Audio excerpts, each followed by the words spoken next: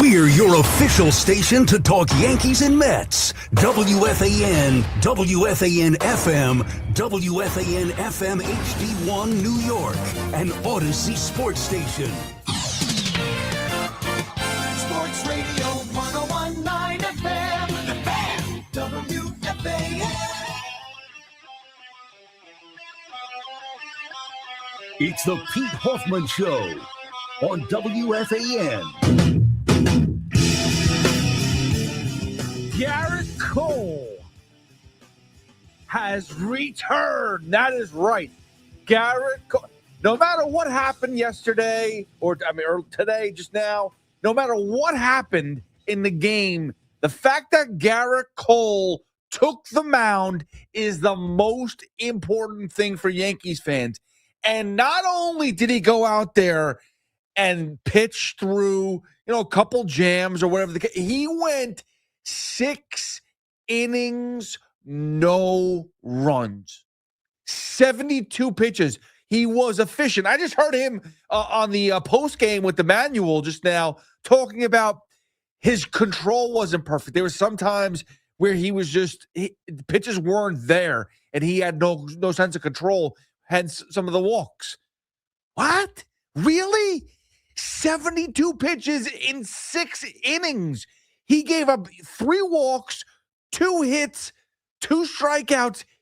He was money. I mean, honestly, the Mets should study him in a box and say, oh, wait, maybe you could teach our pitchers how to do what you just did. You just came off of Tommy John surgery. The last time we saw you on a mound in Yankee Stadium was in October of 2024. That's the last time we saw Gerrit Cole. And he went in his first game back after a year plus of a layoff. And he gave you a gem, a quote-unquote quality start. Not for nothing, but if you've heard me over the past few weeks, that's what I expected. This is what I expected of Gerrit Cole.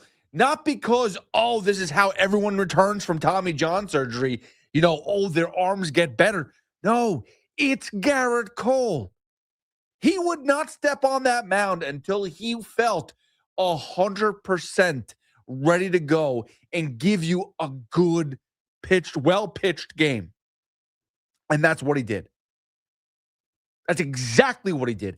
And if you're a Yankee fan today, you got to take a sigh of relief and be like, whew, that is, we're not missing a beat here. Max Fried's down, and we have Gerrit Cole back to his ace form. And this is not even his ace form. This is rust. This is not perfect. This is 72 pitches is what he was allowed. Could he have gone longer? He said, you know what, this was good. 72 in 6 innings. Maybe I could, maybe I couldn't. But smart to just pull me out right there.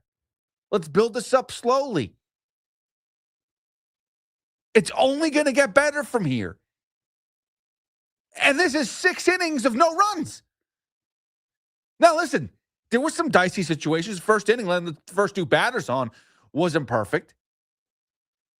But being able to pick off Chandler Simpson was helpful. Defense was good for the most part up until they pulled Gerrit Cole out. And then defense went back to slightly not so good. But if you're a Yankee fan, you don't even care that they lost today. You don't even care that Tampa Bay has gained another game on you and has stretched out this division. You don't even care that Aaron Judge hasn't scored or driven in a run in 11 games. 11 games, Aaron Judge does not have an RBI. That is an issue. But not today. Not today. Why? Because Gerrit Cole is back on the mound. You add him to a rotation of Carlos Rodon,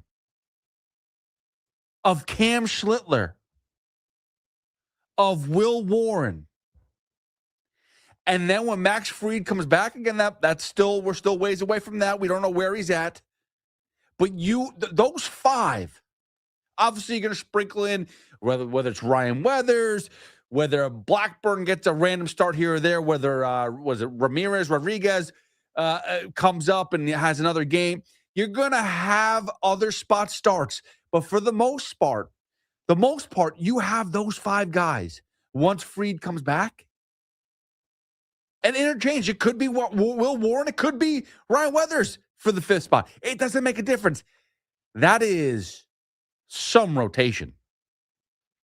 Where you look at the other team in New York, the team in Queens, and you're just scratching your head saying, oh, my goodness, we got a pitcher to go through 5 innings? Ah, that's amazing. Okay. Or there's opening with different random starting pitch, whatever the case is, whatever the hell David Stern's doing. But the Yankees are going the classic route of we actually have starting pitching. And we're going to get as many innings out of them as possible. And we're going to let them go every 5th game. And guess what? They're efficient. It's working. The one thing that's not working right now is the offense. That is the issue right now with the Yankees. On this skid that they have right now, it's not the pitching. It's not even really the bullpen. I mean, I know Tim Hill didn't have his best stuff today.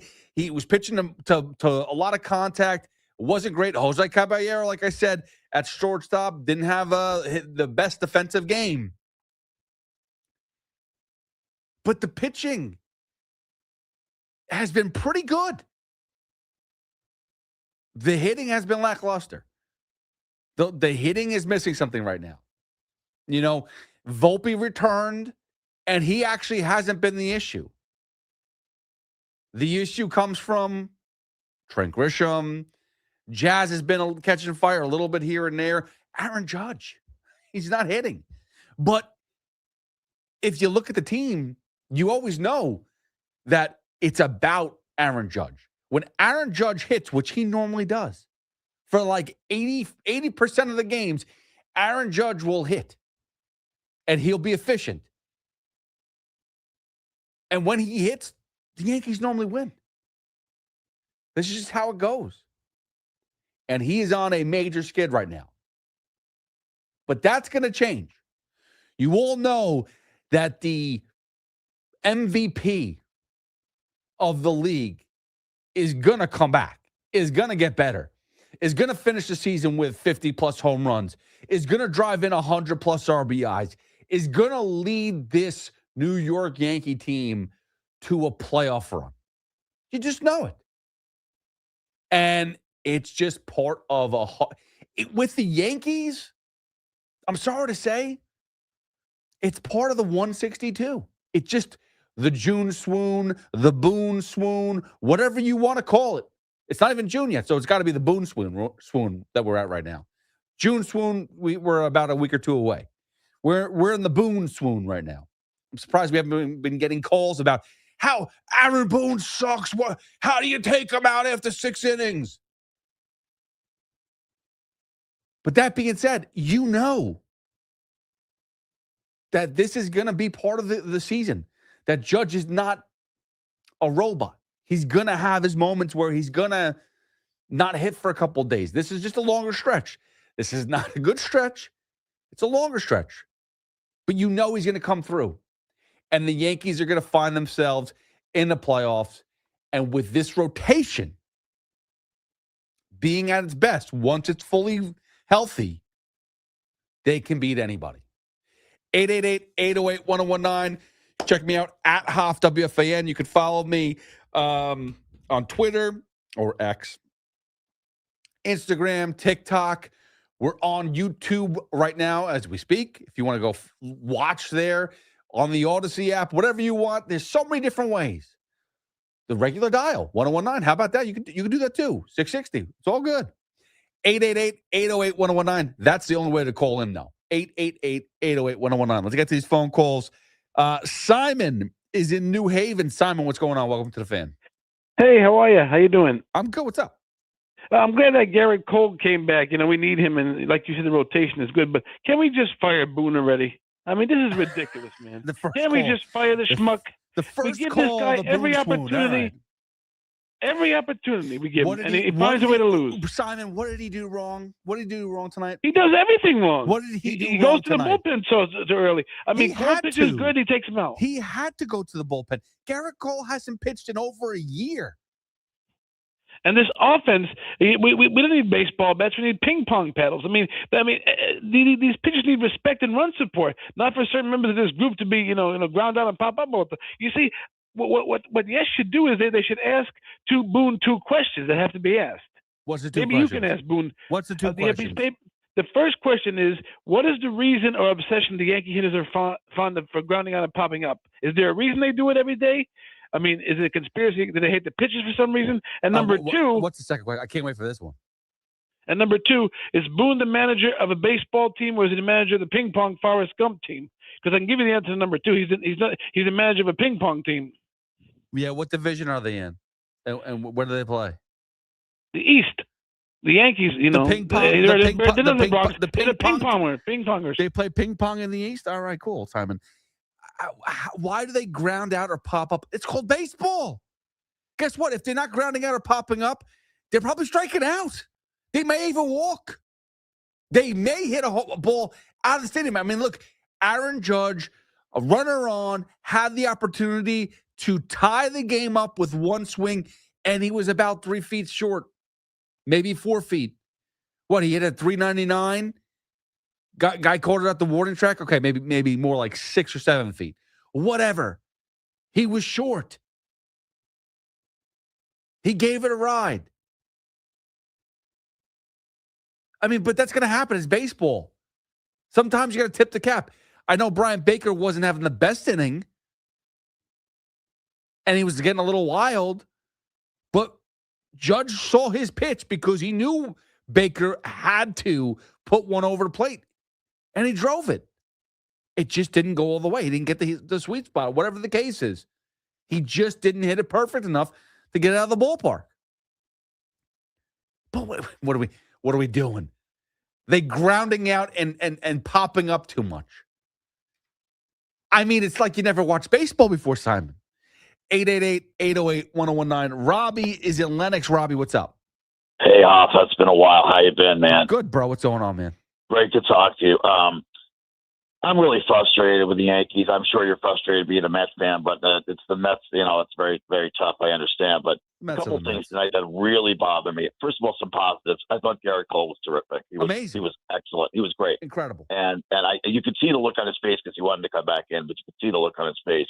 He was into it. Robbie, hold on. And you want to know what? Yeah. I love the play where there was I forgot which runner was on first base. Was it Simpson? Maybe. And the ball pops up and Jazz lets it drop. Yeah. So we could get the lead runner at second. I think it was Palacio, something like that. It was Palacio. Yeah, it was Palacio. Yeah. Yep. And you could just see Gerrit Cole be like, that's what I'm looking for. It's like the whole team with Cole on the mound, the expectations are different. And you got to be locked in because he's locked in, so you got to be locked in. It's like the feel of the team gets better. Now, it didn't show offensively, but here's why I'm infuriated, okay? You got 2 runs and 11 hits. What's the definition of insanity? I said this to Tommy last night, is doing the same thing over and over again.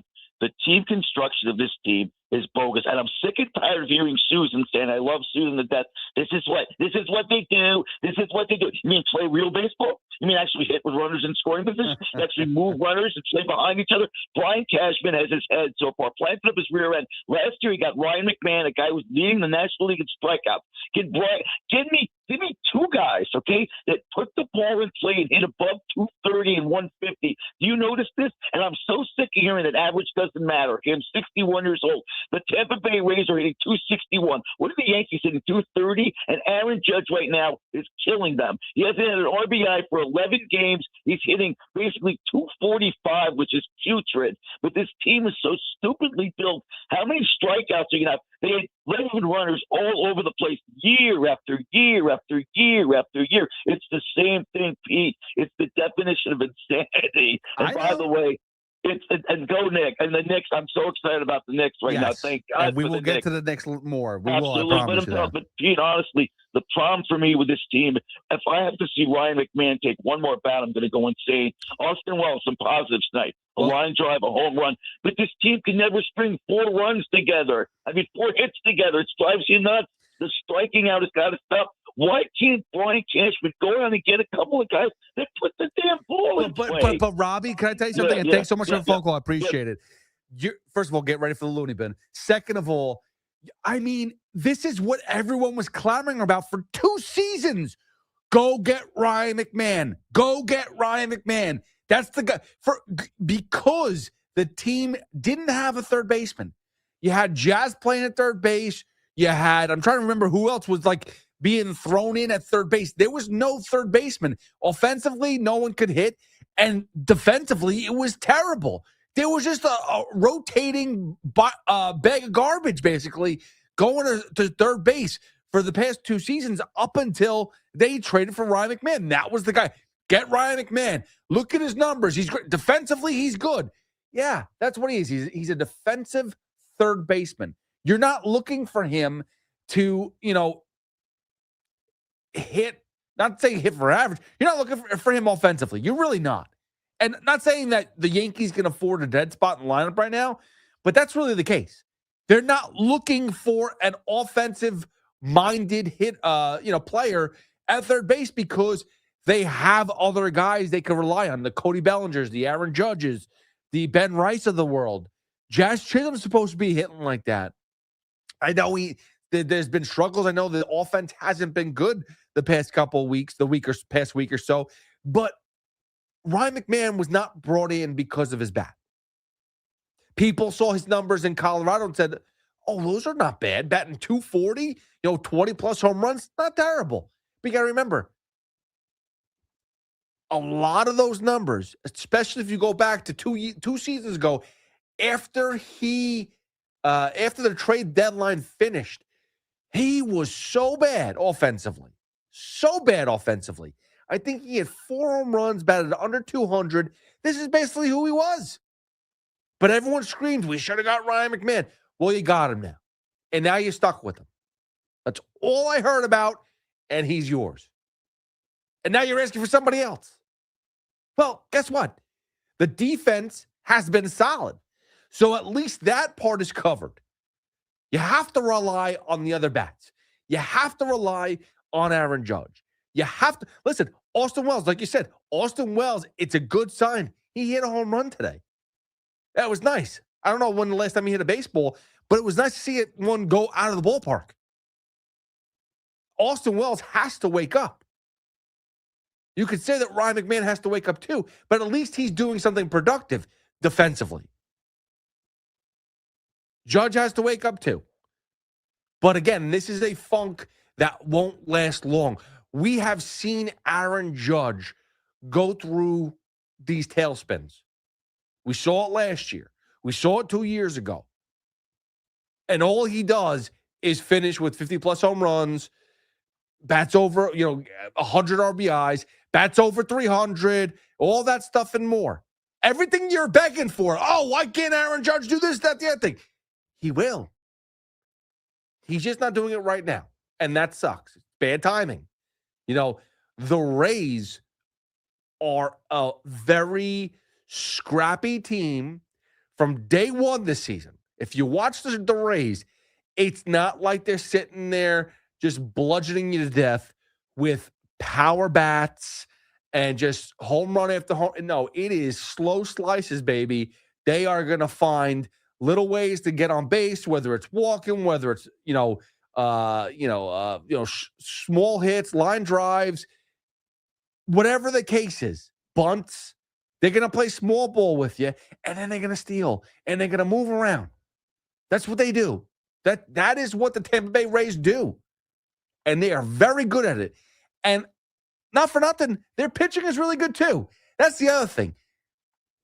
I mean, we're sitting here and saying, oh, my goodness, the Yankees are terrible. They only scored 2 runs. Nick Martinez is a really good pitcher. I think his ERA coming into today was under 2. He's had an excellent season.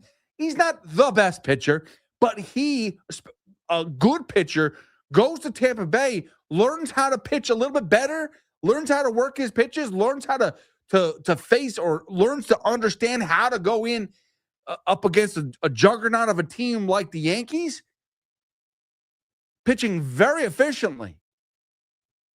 Yeah, he gave up 7 hits or 9 hits, I think he gave up. But 1 run, doesn't walk, pitches to contact, needs the defense to make plays, and they normally do. I mean, you can't blame it all on the offense when the pitcher on the other side is doing his job. Same way that Gerrit Cole was doing his job. 888-808-1019.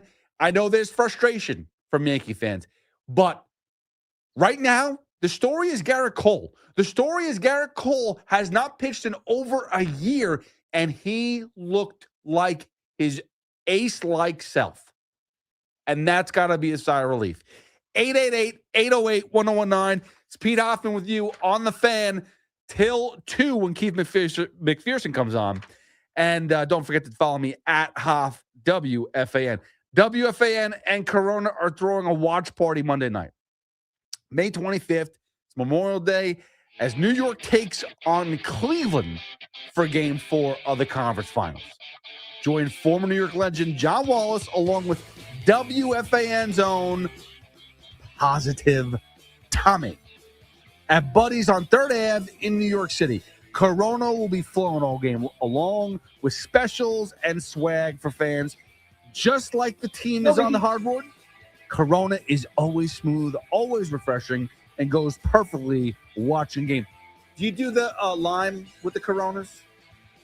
Oh, I do for sure. Right, and my thing with by the way, when I drink Corona, it's always you put the lime in, you press it down with the pointer, and then turn it upside down, let the bubbles go, let the lime go all the way to the bottom of the bottle. Absolutely, 100%. That's what I do. That's how I drink a Corona. He's a glue guy. Yes, he is a glue. Oh, Paul Rosenberg, of course. That's Game 4, Monday night, May 25th, at Buddy's on 3rd Ave. Enjoy Corona buckets and watch New York drop buckets. Buckets and buckets. I like it. With Corona and WFAN. Please drink responsibly. Jalen Brunson and the Knicks kept the good times rolling on the Garden floor and are out to a comfortable 2-0 series lead. Now it's on to Coach Mike Brown's old stomping grounds for Game 3 tomorrow night in Cleveland, where he'll look to get his squad one step closer to playing for a championship. The latest breaking Knicks news, the biggest Knicks opinions, and the most trusted voices delivering them all live here. Your home for New York sports is 101.9 FM, WFAN. Carpal tunnel syndrome, heart failure that doesn't improve with common medicines. These are some signs and symptoms associated with ATTR-CM, or the cardiomyopathy of ATTR amyloidosis, a serious heart condition with symptoms that get worse over time. Amvuttra, vutrisiran, is a prescription medicine given by a healthcare provider that treats ATTR-CM in adults to reduce heart-related death, hospital stays, and urgent visits. In a clinical study, Amvuttra was proven to help people live longer and have fewer heart-related hospital stays and urgent visits over 3 years compared to placebo. Amvuttra lowers the amount of vitamin A in your blood, which can affect vision. Other side effects include pain in the arms or legs, pain in the joints, and shortness of breath. These are not all the possible side effects of Amvuttra. For prescribing information, call 1-833-256-2748 or learn more at amvuttra.com. Ask your doctor about Amvuttra for ATTR-CM. Town Fair Tire honors any valid rebates, manufacturers or competitors' rebates. Yes, even any competitors' rebates. And we give you the guaranteed lowest price. Nobody beats Town Fair Tire. Nobody. Town Fair Tire. Every sports fan fears an injury to their team's players, but it happens. The only good news for professional athletes is that they have the best doctors and support to get back on their feet. But that's most likely not the case if you or a family member are injured. Who's going to make sure that you get the care and support that you need? The Rothenberg Law Firm will. For over 50 years, they've been winning for injured people. They've won and collected billions for their clients. The Rothenberg Law Firm. Big lawyer for injured ones. InjuryLawyer.com. Come out to Yankee Stadium on Saturday, June 6th for a very special night, Military Appreciation Night. The first 18,000 guests will receive a red, white, and blue Yankees t-shirt, courtesy of Ford. Don't miss the action and help us salute those who serve. For tickets, visit Yankees.com/tickets. That's Military Appreciation Night on Saturday, June 6th.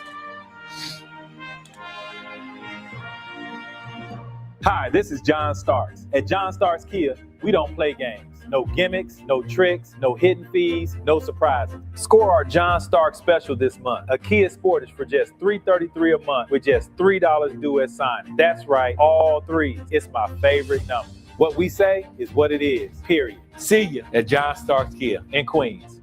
36-month lease excludes tax, title, and MV fees. No security deposit required. 10,000 miles per year. Expires June 1st. Wait!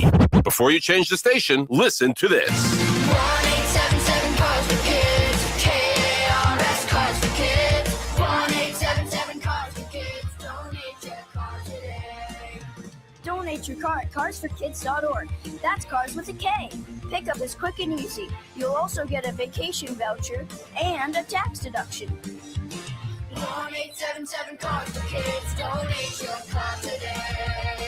Sal Licata here for CertaPro Painters. You know, my home is a happy place, especially when my wife is satisfied. And that's not always an easy thing for me to achieve. But my friends at CertaPro Painters, they had no such problems. Big jobs or small, the good folks at CertaPro Painters are at your service. If you've been putting off a painting project, give them a call now at 1-800-GO-CERTA. That's CERTA with a C, and you'll see exactly what I mean. 1-800-GO-CERTA. Call CertaPro Painters today and get a no-nonsense free estimate on a professional job that you'll be happy with for years to come. Each CertaPro Painters business is independently owned and operated right here in our community. Schedule your free estimate online at CertaPro.com. Lunch was great, but this traffic is awful. Can we stop at a bathroom? Are you all right? I keep having stomach issues after eating, like diarrhea, gas and bloating, abdominal pain, and sometimes oily stools.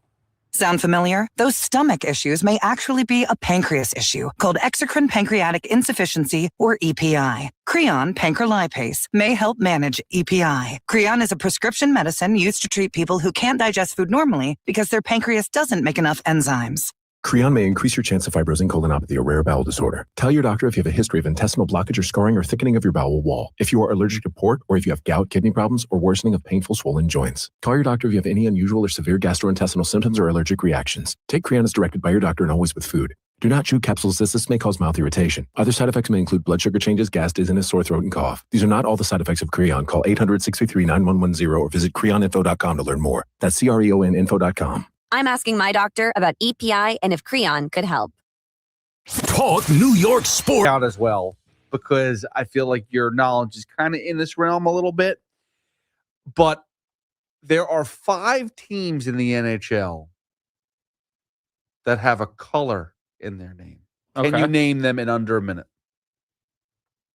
Yeah. When do I start? Now.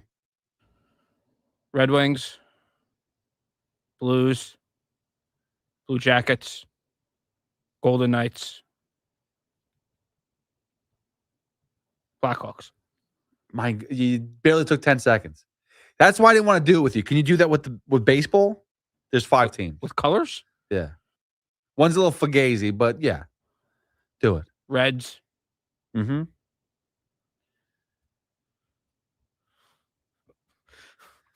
One's a little fugazi. One is a little fugazi. It is. It's just the truth. I'm just trying to expand on this question here. You only got Reds. That's it. Done. You tapping out? No. Royals for Royal Blue? That's the fugazi. Is it really? That's the fugazi. I got the fugazi. I didn't get any of the easy ones. That's the fugazi. Well, you got Reds and you got Royals. Reds, Royals? All right, I'm impressed they did the Royals. Oh, White Sox, Red Sox. Obviously. Okay. All right, one more. 20 seconds. All right, keep talking because we're getting Reds. a silence alarm. No, we're fine. Reds, Red Sox, White Sox, Royals. Blue Jays. Boom. Wow. Under a minute. Look at you. That's impressive. I sat for an hour coming up with 20. Oh, sorry. I think I came up with 29 of the 32 hockey teams, and I couldn't come up with Golden Knights. I came up with them as the third. There's still two teams that I haven't come up with in the NHL. I'm going, I don't know what teams are missing, but I finally got the Golden Knights. Yeah, golden. It's weird. Obviously, gold. Do you count gold as a color? I guess that's what it comes down to. Yeah. Just like I don't know if Royals is a color. Is silver a color? It is. Yeah, but like if they're not the Gold Knights, the Golden Knights. The Golden Nuggets. Is Nugget a color? What? Golden is a color. No, gold is a color. Golden is not a color. It's a shade of gold. It's golden. You're not just good, you're golden, like Grams. 888-808-1019. It's Pete Hoffman. It's Pete Hoffman with you on the fan. We're talking Yankees here. I just wanted that was on my mind all day long, and I thought Rosenberg would be the one to nail it, and he did, unfortunately. I asked who did I bring that up to? Gallo, and he took a long time. But actually, funny enough, he got the Golden Knights as one of the first ones. Okay. I think his last one was the Blackhawks that he couldn't remember. Yeah, and that's one of the obvious ones. Obviously, like me not getting the Red Sox and the White Sox immediately. It's like a bad. Yeah, look kind of dumb on that one. I know, for sure. But that's a good job by you.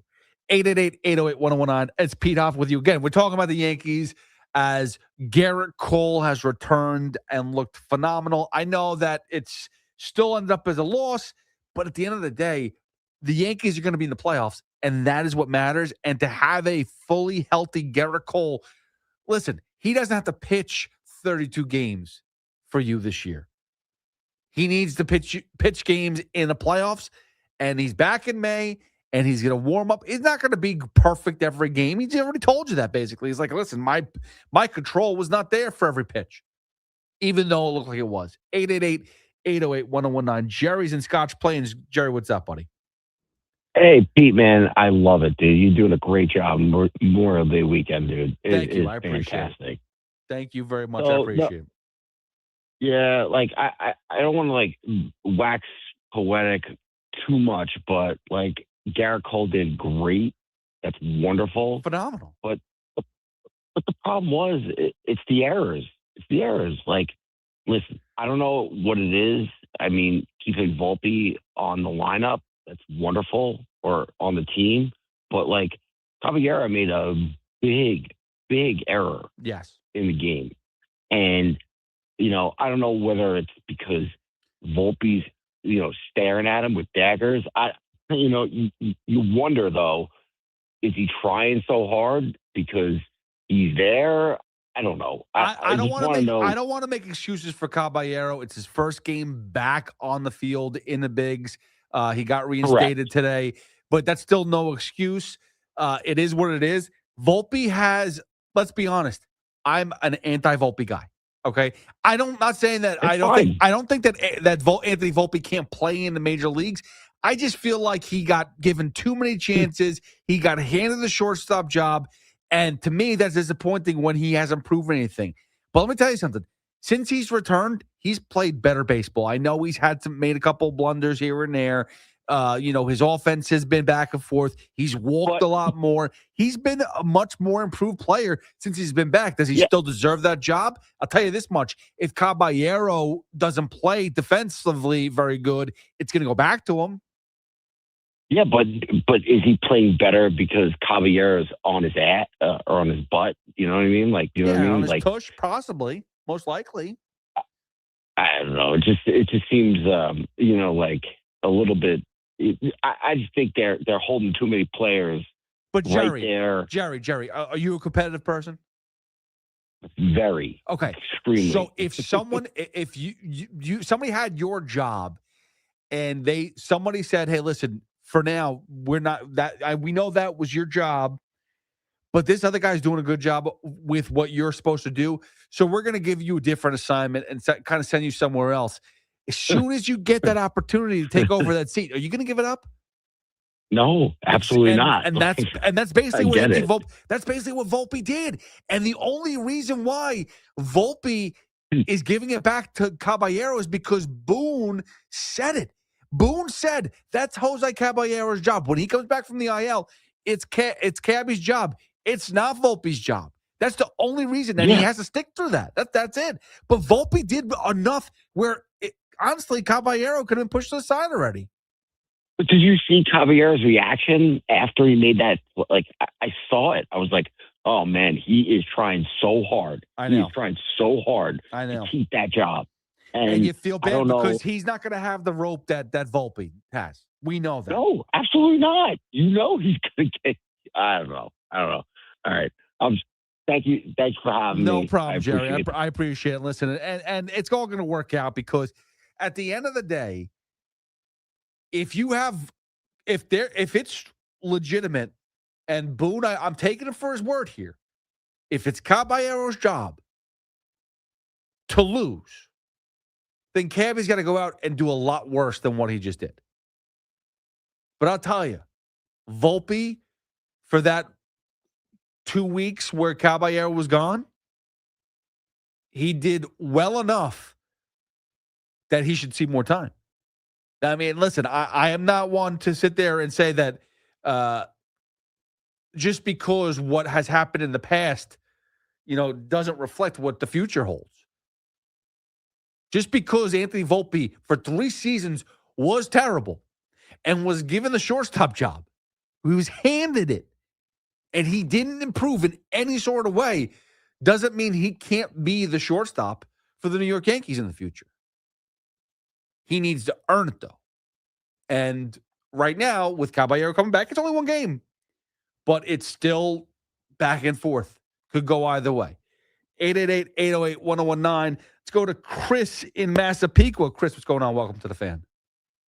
Hey, Pete. How you doing? I'm just glad to see you doing your show and not handing out paperwork to McMonagle and Craig.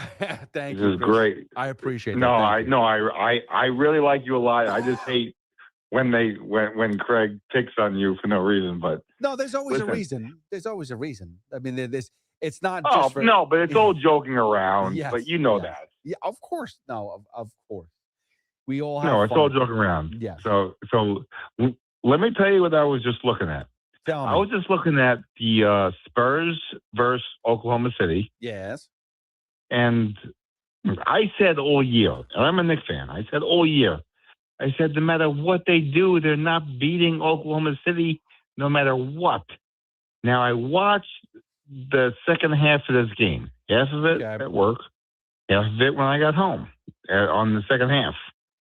And I was legit like, we can beat them. We can beat them. You just noticed that now? I'm just seeing that now. Yes. Where were you the past 10 games or the last 9 games for the Knicks? I know the last 10 games, but I know that Oklahoma City have this endurance and they have the speed and they have the quickness that they can get by people. I know that. And I know it might be hard and it might take the offensive off of the Knicks side. But now that I'm seeing what I just saw tonight, it's going to be trouble for OKC to stay with the Knicks. And this is the first time I'm saying that in my entire year of watching every game and doing everything, because I think that the Knicks can beat them only because of the heart and the defense that they can combine together and actually take them out. I think they actually can. And it's the first time I'm saying that. Chris, I'll tell you this much right now, and thanks so much for the phone call. I appreciate it. I'm going to get to the Knicks a little bit more at midnight, but there are so many levels to the New York Knicks, and it's like, remember when Mike Francesa, if you're a social media guy, if you're a big Mike Francesa fan, Mike Francesa said he was never going to go on X, at the time Twitter. Never going to do it. And then he did. And then he did it. And there was this first day on X. It was a big deal. He was at the headquarters. And I think his quote was, and Paul, you can tell me if I'm wrong. I forget his exact quote, but was, I've only unlocked like 10% of what I could do here on X. There's like 90 more percent to go or something like that. Like he's going to unlock things that we've never seen before on Twitter. That was, I believe, some quote from Mike Franz as to whether it was on Twitter or he said it into a mic. I can't remember, but he was confident that we haven't seen half of what Twitter could do. Well, whether or not that's true or not, his statement, my point is, that's what the Knicks kind of have. Like, in Game 2 versus the Cavaliers, that's the first time we saw Josh Hart take control offensively. We like the first time that we saw Jalen Brunson take a back seat and have Josh Hart be the guy to control the tempo of the game and to hit his shots and just keep the Knicks lead. I mean, and that's the first time we've seen it all playoffs. You know, everyone's and that's the thing. And I'll get into this a little bit later on because I want to touch it at midnight, but everybody has that ability. And it's like every game we're seeing that. It's kind of slowly peeling back an orange. Like, oh, here we go. Here's another piece. Here's another piece. And it's amazing because this team has been together all season long. And we've complained about the same things over and over and over. Who's soft, who's, sloppy on defense, who hasn't shown up, who's mentally checked out, whatever the case is. It's all coming together. It's all coming together. And it shouldn't have taken Chris to watch the Thunder Spurs to put 2 and 2 together. And I'm not dogging Chris for that, but I'm just saying in general, like, if you've been watching the Knicks play basketball, they can beat anybody the way they're playing right now. 888-808-1019. We'll take a quick break, come back with more of your phone calls. 888-808-1019. It's Pete Hoffman with you on the Fan till 2. Till Keith McPherson takes over. Hit me up at Hoff, WFAN. It's Evan and Tiki, middays on the Fan, 101.9 FM. We had this conversation 3 weeks ago. Who was going to be the most talked about person in this series? Ultimately, it might end up being Jalen Brunson, depending on how he plays in this Cavaliers series. But I think Mike Brown is, what I said then and what I'm going to say again, is so important to making this series a victory for the Knicks. Well, coaching matters.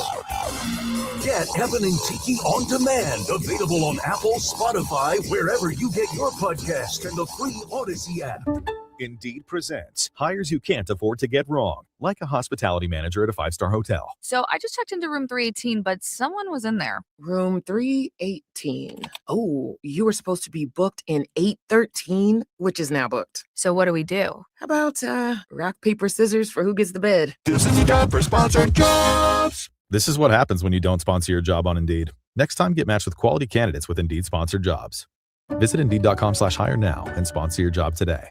The all-new 2026 Mazda CX-5 is designed to give you more of what matters. More passenger space and headroom for greater comfort. More cargo space, a lower lift-in height, and a standard power liftgate on every model. More connectivity with Google built-in integration, plus Apple CarPlay and Android Auto. Balancing style, advanced technology, and craftsmanship in a family-friendly SUV that delivers exceptional value. Get more with the all-new 2026 Mazda CX-5, the smart choice. Visit your local Mazda dealer or MazdaUSA.com. The most important meal of the day just got better at Dunkin'. Now you can get a medium hot or iced coffee, 6 crispy hash browns, and a bacon, egg, and cheese sandwich, all for $6. That's a full breakfast meal for $6. 6 crispy golden hash browns, a warm, delicious bacon, egg, and cheese, and a medium coffee to start your day off right. Do breakfast the Dunkin' way or order Dunkin's $6 meal deal. No substitutions, participation times may vary. Limited time offer cannot be combined with other offers. Exclusions and terms apply.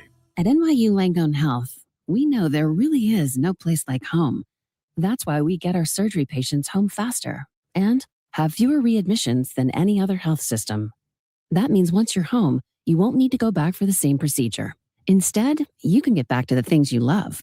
And the next time you need something else, we're here. Better health starts with a better health system. Learn more at nyulangonehealth.org. At Citizens, we help make sense of your money and all your money questions. Do I keep renting or finally buy? Do I plan for a vacation or plan for a renovation? How big of a nest should my nest egg be? If money talks, what's it say to me? Is cash still king? Wait, when did a dollar slice go up to $3? Whatever money questions you have, Citizens has the answers. Make sense of your money at citizensbank.com/made-ready. Member FDIC. D'Agostino Law Bite Back. Did you know that Social Security disability takes a bite out of every one of your paychecks? So when they deny your claim, bite back. I'm John D'Agostino from D'Agostino and Associates, and I'm proud to announce our first ever Social Security disability webinar. It's happening on June 3rd at 1 o'clock. In just 1 hour, you'll learn your rights, understand the appeals process, and find out how our experienced SSD attorneys can help you get the benefits you've earned. Spots are limited, so don't wait. Register now by calling 1-800-BITE-BACK, 1-800-248-3222, or go online to daglawteam.com/SSD webinar. That's daglawteam.com/SSD webinar. D'Agostino Law is here to bite back, to fight back, to get you the SSD benefits you've earned. Register today, 1-800-248-3222. For 100 years, London Jewelers has been part of life's most meaningful moments, from engagements and anniversaries to milestones, big and small. We've helped mark the moments that matter the most to our customers. Generations of families have trusted London Jewelers for exceptional craftsmanship, timeless design, and service that lasts a lifetime. As we celebrate a century of excellence, we thank you for being part of our story, and we look forward to the moments still to come. We invite you to visit London Jewelers at any one of their 6 locations. London Jewelers, celebrating 100 years of brilliance. Fun is in the driver's seat at Nielsen Dodge. Get a great deal on the new Jeep, Chrysler, Dodge, or Ram you really want, with 0 down payment available, plus the credit help you need. Shop online at nielsendodge.com. Declaration of Deals sales event. Pool days call for cookouts and lots of laundry. This Memorial Day at Lowe's, save $80 on a Charbroil Performance Series 4-burner gas grill, now just $199. Plus, get up to 45% off select major appliances to keep dishes, clothes, and food fresh. Having fun in the sun is easy with us in your corner. Our best lineup is here at Lowe's. Valid through 5/27. While supplies last. Selection varies by location. See associate or Lowe's.com for details. Get connected with WFAN to talk about your favorite teams. The Fan on the Odyssey, iHeart, and TuneIn app. AFI, the first time I saw AFI live, it was back in 97. They opened up for the bands L7 and The Offspring. They were the opening act. I forget the guy's name. What's the lead singer's name? Is it Davey or something like that? I can't remember. Davey Havoc, I believe. Yeah. He had this bleach blonde haircut, and they were not yet at this point in their musical career. They were nowhere near Miss Murder. They were nowhere near this type of album at all. They were more of like they were punk, but there was a different, like a more recklessy punk type of thing. It wasn't hardcore. It wasn't emo. It was some kind of stuff that I wasn't really into. They did not get until their own until a few years later. But I remember that concert specifically going, this band sucks. Never want to hear them again. And then they turned into one of my favorite bands of all time. Yeah, I believe that was Sing the Sorrow. I believe was the name of the big album that they had. But that wasn't until like 99, 2000, right? Because I remember 03. 03, right. So I think I saw the Ixnay on the Ombre tour with Offspring. I think that was the tour. I think it was like 97, 98 or something like that. So we're talking 5 years before Sing the Sorrow, or what is that what you just called it? Yeah, that was the name of the album. Yeah, that's it.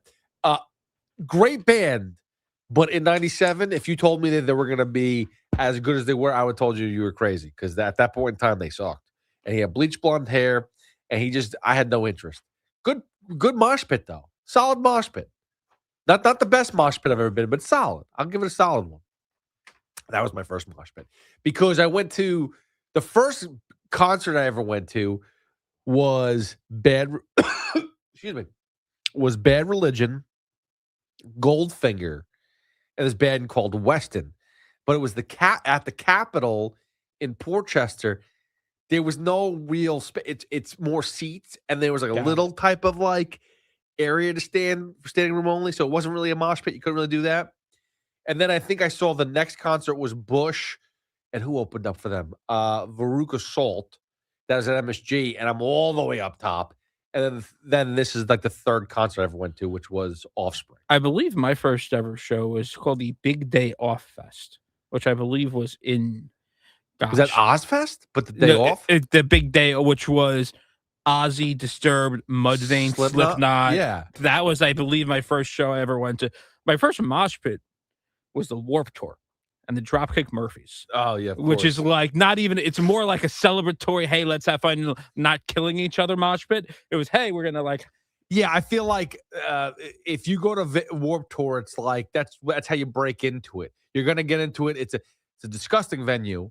It's not this disgusting venue because you saw we went to Randall's Island. I went to 7 straight warps at Randall's. What was the first one you went to? Oh gosh, 2000 or 2001. Oh, so I went a little bit earlier than you. I went. I think it was 97 or 98. I went and Deftones were on it. That's where I first saw Deftones on the Warped Tour. And the next year, Eminem was there in 99 because you weren't there. Yeah, Eminem was 99. So it was 2 good years. I think I hung him up after that. Maybe I was there for another year or 2, but I just Warped Tour after a while. It's a hot, sweaty day. Hot, sweaty, and at Randall's Island when you're on that dirt field and dust getting in your throats. You have dust coming out of places you didn't even know. Dude, for a week, I'd blow my nose and it would be brown. Yep, it would be dirt. It was terrible, but I loved it. Funny enough, before I get to my fan focus here. I just came back. I just had this weird thing. I saw a band called Slimer. I don't know. They weren't very good. They were a pop punk band type of thing. 99 they came out. It was on that tour, the Warped Tour. They never did anything, but I just recall checking out this album. It was very Blink-182 heavy. And I just came across the album today, oddly enough. And it's worth to go back and check out those bands from back in the day. But anyway, Fan Focus is presented by Chef IQ. Watch the game, not the grill. Get your gear at chefiq.com. I have like 4 different things written down that I wanted to get to. I'm not going to get them all right now, but let's start with Spencer Jones. Spencer Jones got called up, didn't show his power, didn't show that he can make contact with the baseball. The biggest thing he did, he broke Clay Holmes. That's what Spencer Jones did. That was his accomplishment while he was up here. It was disappointing. Would I have loved to have seen him stay a little bit longer, get some more opportunities? Sure. But he didn't do anything. He legitimately didn't do anything. I believe he'll have another chance down the line. But let's be serious. The Yankees are now being separated by the Rays. The Rays keep winning. The Yankees keep losing. They don't have that wiggle room like they had originally when they called Spencer Jones up to begin with. Once Caballero went down. So I don't know if he sees Spencer Jones anytime soon. And we'll just touch on this really quick, but Joe Shane got the extension with the Giants. Listen, you may disagree with the extension being made. A lot of people said that Joe Shane was going to get axed before, or after the draft. The team last year played a lot better. They didn't win games, but they played a lot better. They are the Giants as a whole are basically looking at this team and saying, the team was a lot better. We couldn't close it out. Why? Because of the coaching. That's why they went and got Harbaugh. So they're not putting any of this on Shane. They believe that he built a good team, which is why there is an extension. So Joe Shane is back, and we'll see if they can keep on working together. And Harbaugh has control, and you still see Shane get the extension. So they clearly like each other. 888-808-1019 is Pete Hoffman with you on the Fan. We'll talk Knicks at midnight. Game 3 in Cleveland tomorrow. 888-808-1019 is Pete Hoffman with you on the Fan. Hit me up at Hoff WFAN. Recently, our company softball team lost a big game by 1 run. Then Dale tried to console us with the quote, "Winning isn't everything." Dale's a loser. I play to win, like early payout from Bet365. If my team goes up big, I get paid out instantly, even if they blow the lead later. Sound familiar, Dale? Bet365. Winning is everything.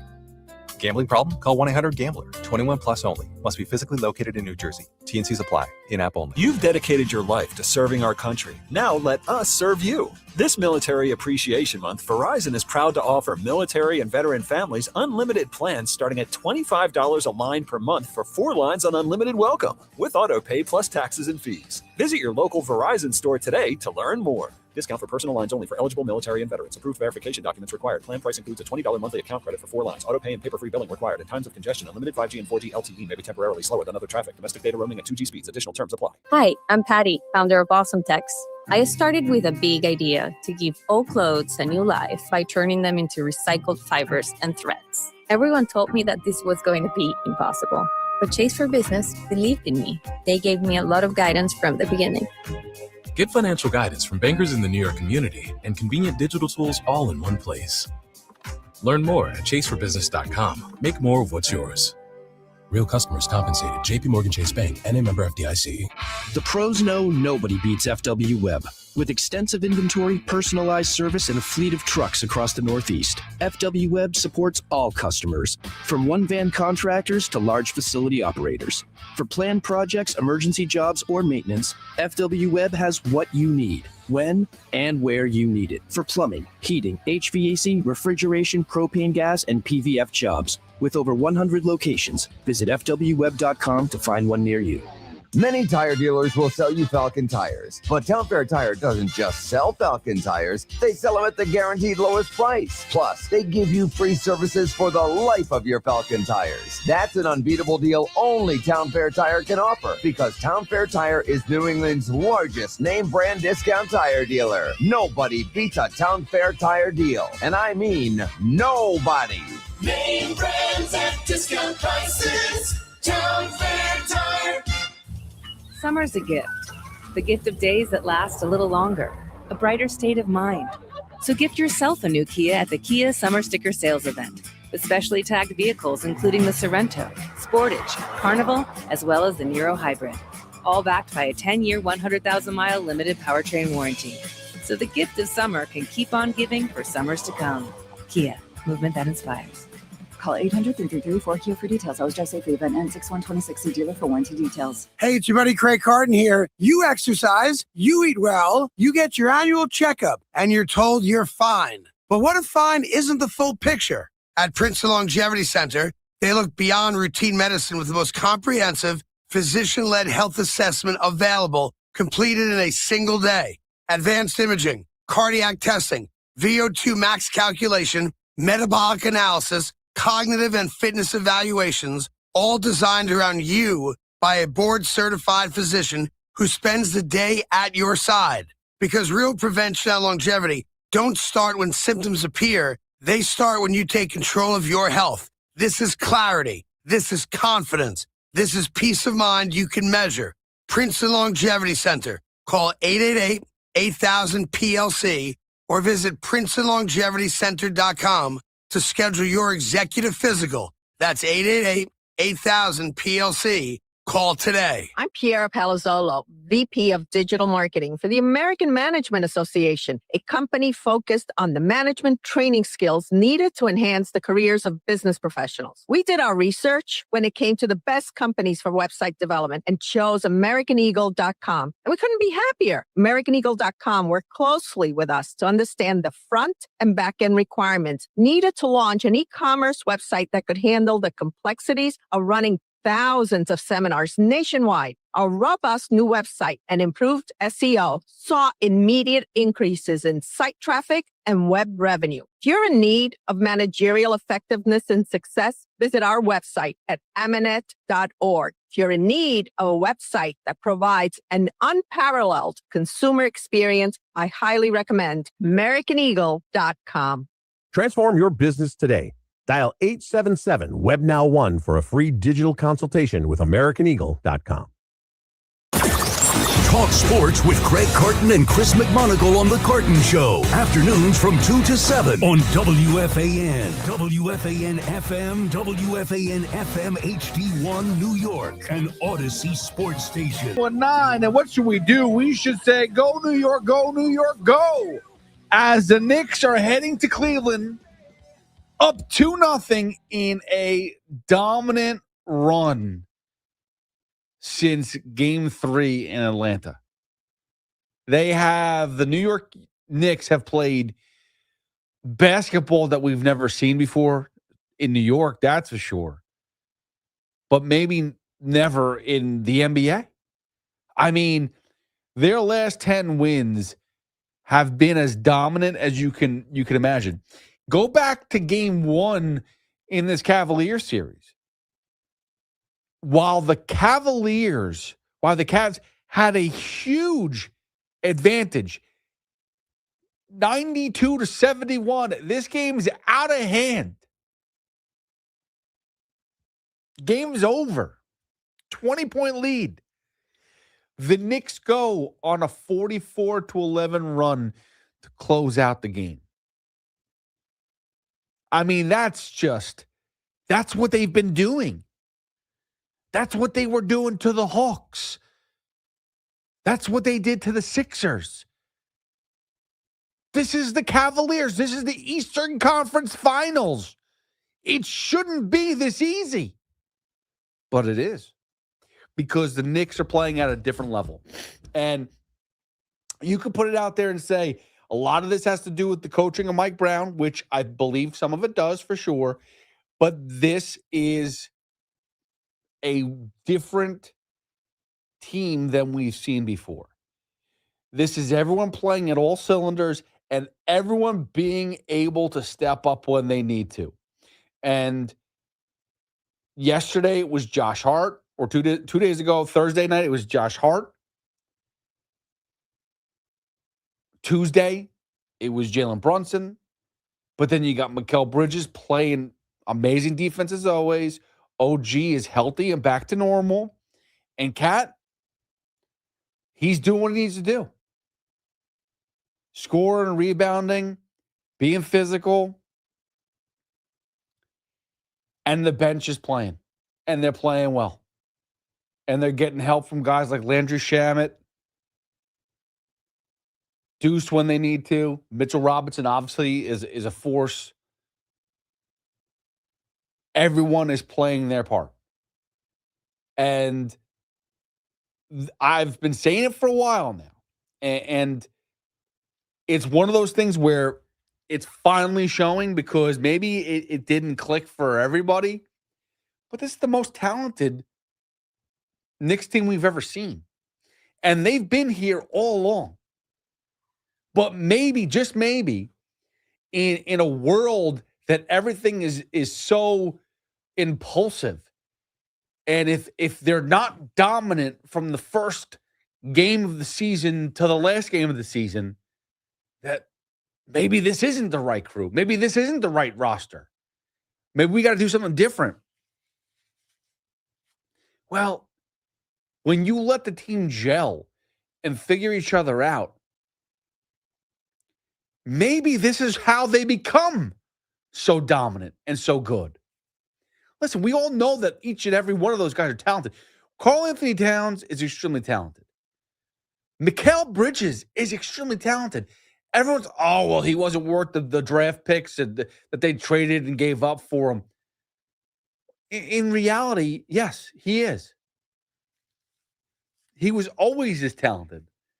But we had to see him behind Jalen Brunson. We needed Jalen Brunson to get the ball first.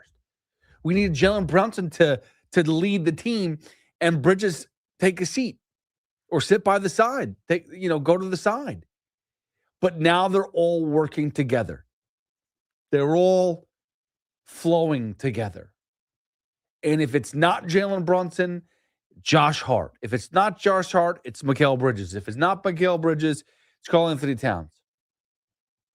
It's what we've been waiting for. They can all take over a game when needed. And Jalen Brunson, still a big part of this game. yesterday or on Thursday.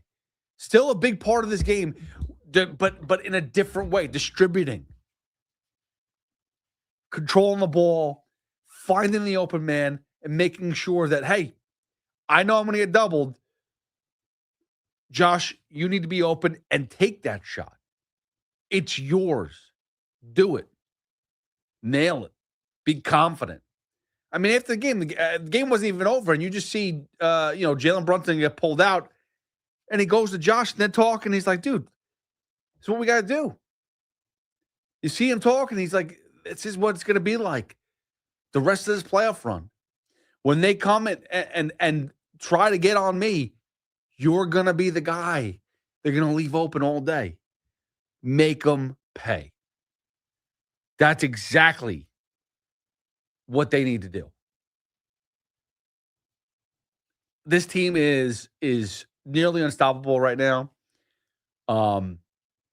Obviously, with the Thunder, the Spurs, I don't think it's going to be as easy because they both have their – listen, SGA is one of the most talented players in the league. You got Victor Wembanyama, who is obviously one of the best in the league as well, too. He's unguardable. But this team, this New York Knicks team as a whole is better than their best players. Same with the Cavaliers. Donovan Mitchell's good. No one's going to take it away. James Harden's okay. Solid player. But the Knicks have depth. The Knicks are a deep team, and maybe they haven't been this deep in the past because this roster's been more filled out. Mike Brown decides to go to the bench a little bit more often. Regardless, it's just the truth. It's who they are. Knicks are a deeper team than they've ever been. They have a loaded roster, and they are the best remaining team in the NBA. So get ready. I still feel that a sweep's coming. And whether it's the Thunder, whether it's the Spurs, bring it on. Get ready for a championship run. 888-808-1019. Let's get to these phone calls. Let's get to Mike in Brooklyn. What's going on, Mike? Petey boy. What's up, Mike? What's going on, my man? I'm good. What's going on, bro? Good. Listen, first of all, happy Memorial Day weekend to you and the family. You too. I appreciate it. Thank you. Thank you, brother. Listen, you and Gallo should both hire me as your PR guys because neither one of you guys should ever play a trivia game whatsoever. Both of you guys combined. They forced me today. They forced me yesterday. Yeah. Listen, I could have done Again. I could have done the JBs. That's the problem is that I feel like I tend to pass it on to people. So, for example, like we do the wheel with Carton, and I love it, and I have fun. It's a great segment. We have fun with it. I feel like I feel like I get tossed in this like I want to see other people fail. I enjoy that, first of all, because I know that I fail. But on the other hand, too, like the ones that I know that I could win, either Gal's like, oh, I could do this. So I want to give it to Gallo. I want him to have an opportunity, especially if he's confident, like, yeah, do it. But I feel like those are the ones that I need to like take and own. Like I could have done JB all day long. But you got to go 6 to 7, not 6 to 18. Well, I'm not the smartest guy, Mike. I'm not going to deny that. This is why I'm trying to be your PR guy. I'm trying to help you out. Oh, I appreciate that. We need to take a timeout and huddle and say, all right, McMonagle just said 6. What number should I go up to? 12, 13? No. 30. Yeah, not 33. No. And then, so my last concert, and I knew this was my last concert because I went to Ozzy and Anthrax. I think it was 09 or 10. I couldn't hear for a week. And my neck hurt from bobbing up and down like a stupid white guy. Oh, a month. So I'm like, I'm done with this. I remember those pains. I used to live at like Roseland and Hammerstein and all these concert venues. And I'd come out of those pits And Yep.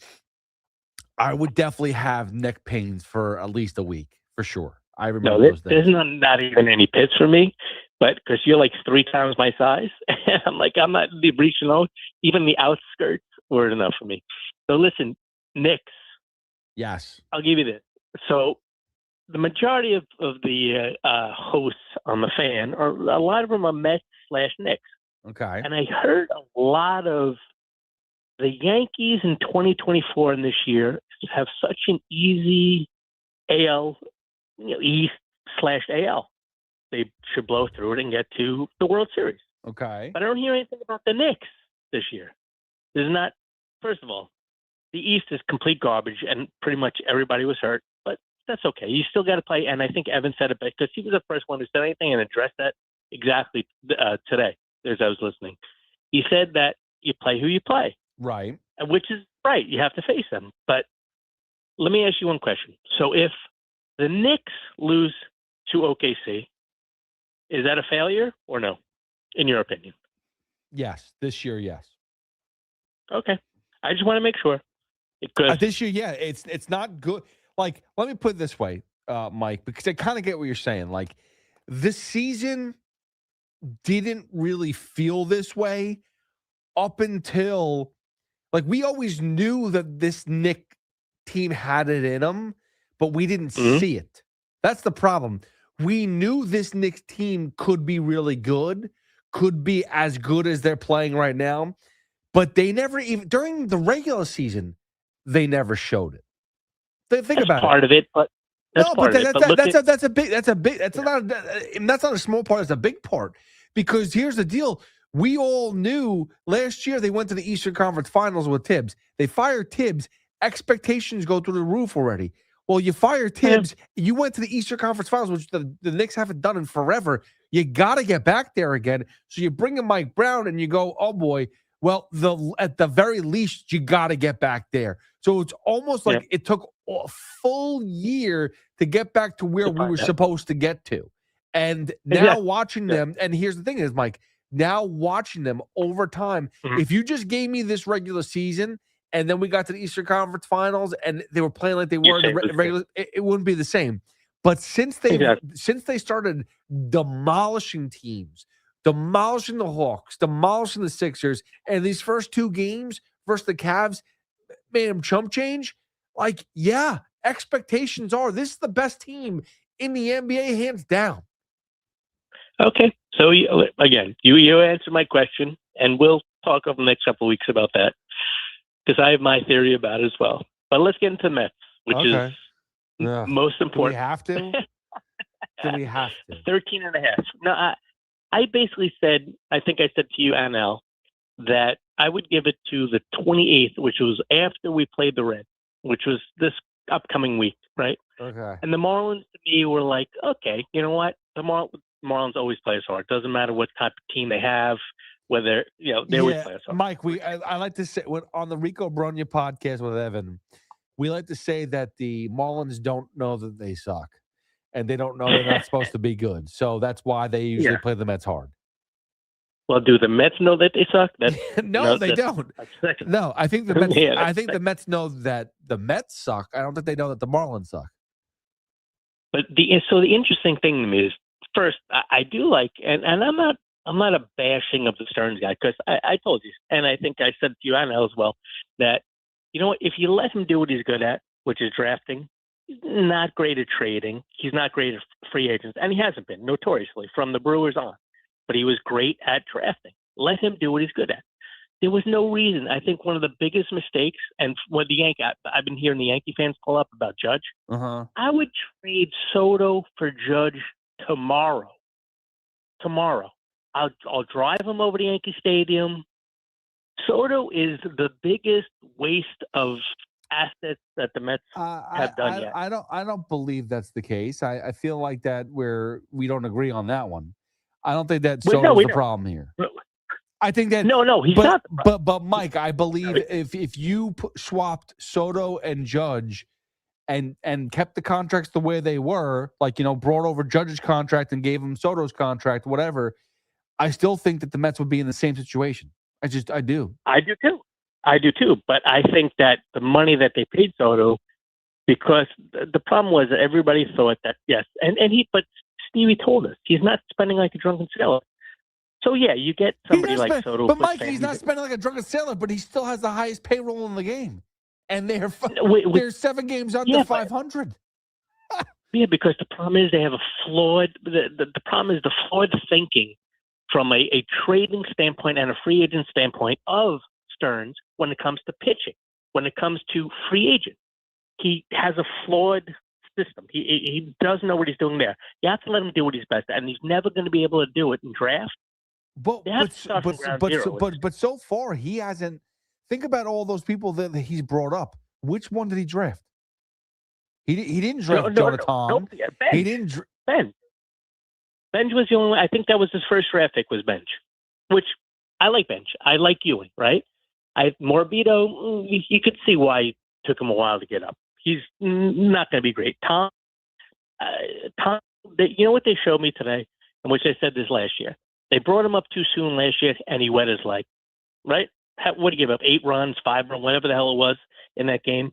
Okay. And at that point, trade him, right? McLean, I like McLean. Do I think he's an ace, McLean? Everybody gets into. I think he's really good. Do I think he has to learn how to pitch? But yes, but I would not consider him an ace. And you know me, the 2-year rule. But I still don't think. Well, I'm not opposed to that though. I like your 2-year rule because, listen, just because you start out really well in the beginning doesn't mean that you have to show consistency. And so far, Nolan McLean did not have a bad first half of the season so far, but that was a rough start the other day. Yeah, he had a couple of not great starts, but again, with the same thing with Peralta, right? Right now, first of all, if you just get into it for the next month, they're lucky if they win 8 to 10 games in June. Look at their schedule. They're playing. I don't want to. I don't want to look at over 500. But Mike, it doesn't make a difference who they play. Think about it, Mike. Like they play garbage so far. They have played, and this is the realness of the situation. The Mets have not played good baseball. They haven't, even though they've won. Even though they've won, I think 4 out of the past 6 series. They tied the National Series. The one series they lost was it was just before the Subway Series. I forgot who they played. Either way, they have not played, even though they've won a ton of games in May. They have not played well. They've played bad baseball. It is not a good team. So we're looking and you're going like, oh, I don't know if look at next month, look at the schedule. I look at the schedule they have that they just played. They don't deserve to win these games. They've won them. It's like I just said with the Marlins, like they don't know that they suck and they win some games and they happen to beat the Mets. The Mets don't know that they suck and they happen to win a couple games because the other team plays bad. The Nationals played bad in a couple games. Exactly. The Yankees were playing awful. The Yankees, listen, and I said this last week, and people, people killed me, but people were very upset that I laughed when Max Fried got hurt. And I wasn't laughing at the injury. I just was laughing at the situation of this is a perfect time for the Mets to play the Yankees right now because one of their aces is getting hurt. They're just kind of like not in a good place right now. They keep on, they're not hitting their, a lot of issues right now with the Yankees. It's the perfect time for the Mets to find a way to win a couple games for them. And they did. They did. Yep. That's not defining the Mets season, though. It's not going, the Mets with the Yankees. Look, they're good. They're better than the Yankees. No, the Yankees are going to go to the playoffs. They're going to go to the World Series. They're going to play the Dodgers in the World Series, and the Yankees actually have a chance to win the World Series versus the Dodgers, okay? The Mets have a chance to finish under 500 and be one of the worst teams in baseball, okay? That's what they get to do. That's what they are right now. And Atlanta's not losing. They're 13 and a half out already. Yeah. They're not coming back. They're not coming back. Hey, and they got to play. I'm telling you, this month. But there's 100 games left. There's 100 games left, Mike. You never know. But okay. I'm telling you, look at the schedule. Just look at the schedule. When you get off the phone with me, just pull it up. I don't want your to. Next segment, don't make me do things I don't want to do. That's very rude of you. I would never make you do something you didn't want to do. That's true. No, but I understand. But Mike, that's the thing is, I get it, Listen. dude. I get it. They're not a good team. There's nobody that they're gonna play against. And I'm gonna go and say, besides the Rockies, maybe. Besides trying to think of another. And we can even beat them. We can barely beat them. Well, right, exactly. I mean, that's the problem. Yeah, but I don't know, man. Listen, I just wanted a good season for the Mets, and they're done. They're literally done. They're smoked. You know what? I want to be positive. There's a saying that people put out there, especially in the Mets fan base. It's there's always next year. Reality. Yeah. Yeah, there's always next year. Yeah. We've been saying that. We've been saying that for the last 30 years. Yeah, exactly. So. I know that's a problem, Mike. But listen, bud, it's good catching up with you, buddy. As always, I hope that you're doing all right. Thanks for the time. I appreciate it. Talk, all right. God bless, brother. Love you, and have a great Memorial Day weekend, and the best of the family. Later, brother. Thank you very much. I appreciate you, Mike, as always. Jay, James, get to you guys right after the break. 888-808-1019. We'll get back to more phone calls. We'll dive into the Mets, but, want to sprinkle a lot of Knicks in as well because big game 3 tonight versus the Cavaliers. And the other thing is Gerrit Cole just returned. I mean, if you're a Yankee fan, take the result of the game and push it aside for a second. Take the fact that, yes, you lost to the Rays. The Rays continue to win. Take the fact that Aaron Judge hasn't driven in an RBI in 11 games. Push all that aside and just take the fact that Gerrit Cole, you have not seen him in over a year on the mound, and he went out and pitched 6 innings of wonderful baseball. 2 hits, 3 walks. He said he had some control issues. Wow. That's control issues. He walked 3 guys, gave up 2 hits, struck out 2. 5 base runners in 6 innings. That was an issue? That was his control issue. I'll trade for him right now. I'll give the Yankees Nolan McLean. I'll give the Yankees Bo Bichette, Juan Soto, friends. I just want a pitcher that can go out there every 5 days and have bad control like Gerrit Cole. That's what I want. If that's bad control, sign me up. But if you're a Yankee fan, you have to look at that and say, he's back. We got our ace. And once Max Fried comes back healthy, we are in an amazing situation and have an amazing run ahead of us. 888-808-1019. That's the number to call. Hit me up at Hoff, WFAN. The Yankees play the Rays at 1:35 today. Going, and go! Susan Waldman and Dave Sims call all the action. The home of Yankees baseball is The Fan. 101.9 FM, 660 AM, and always available en Espanol with Ricky Ricardo on the Odyssey app.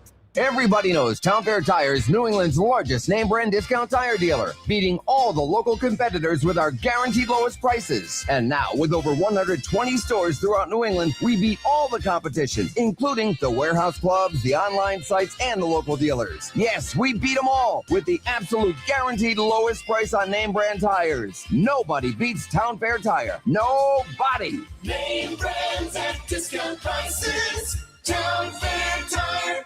Imagine a gentleman's club with over 200 gorgeous exotic dancers every week. Hey, big boy. From the people who make fantasies come true, Gallagher's 2000 in Long Island City is the place to be. Gallagher's 2000, a gentleman's club for today, gentlemen. Gallagher's 2000 features 2 floors, 3 stages, discounted drinks, VIP, champagne rooms, and dinner specials every night. Gallagher's 2000 offers complimentary lunch Thursdays and Fridays with any drink purchase. Come on down, big boy. Gallagher's 2000 is New York's largest upscale gentleman's club, and Gallagher's 2000's bachelor parties will blow you away. For their bachelor party specials, call 718-361-1348. Gallagher's 2000 is located at 4319 37th Street in Long Island City, Queens, just a half a block north of Queens Boulevard. Call 718-361-1348.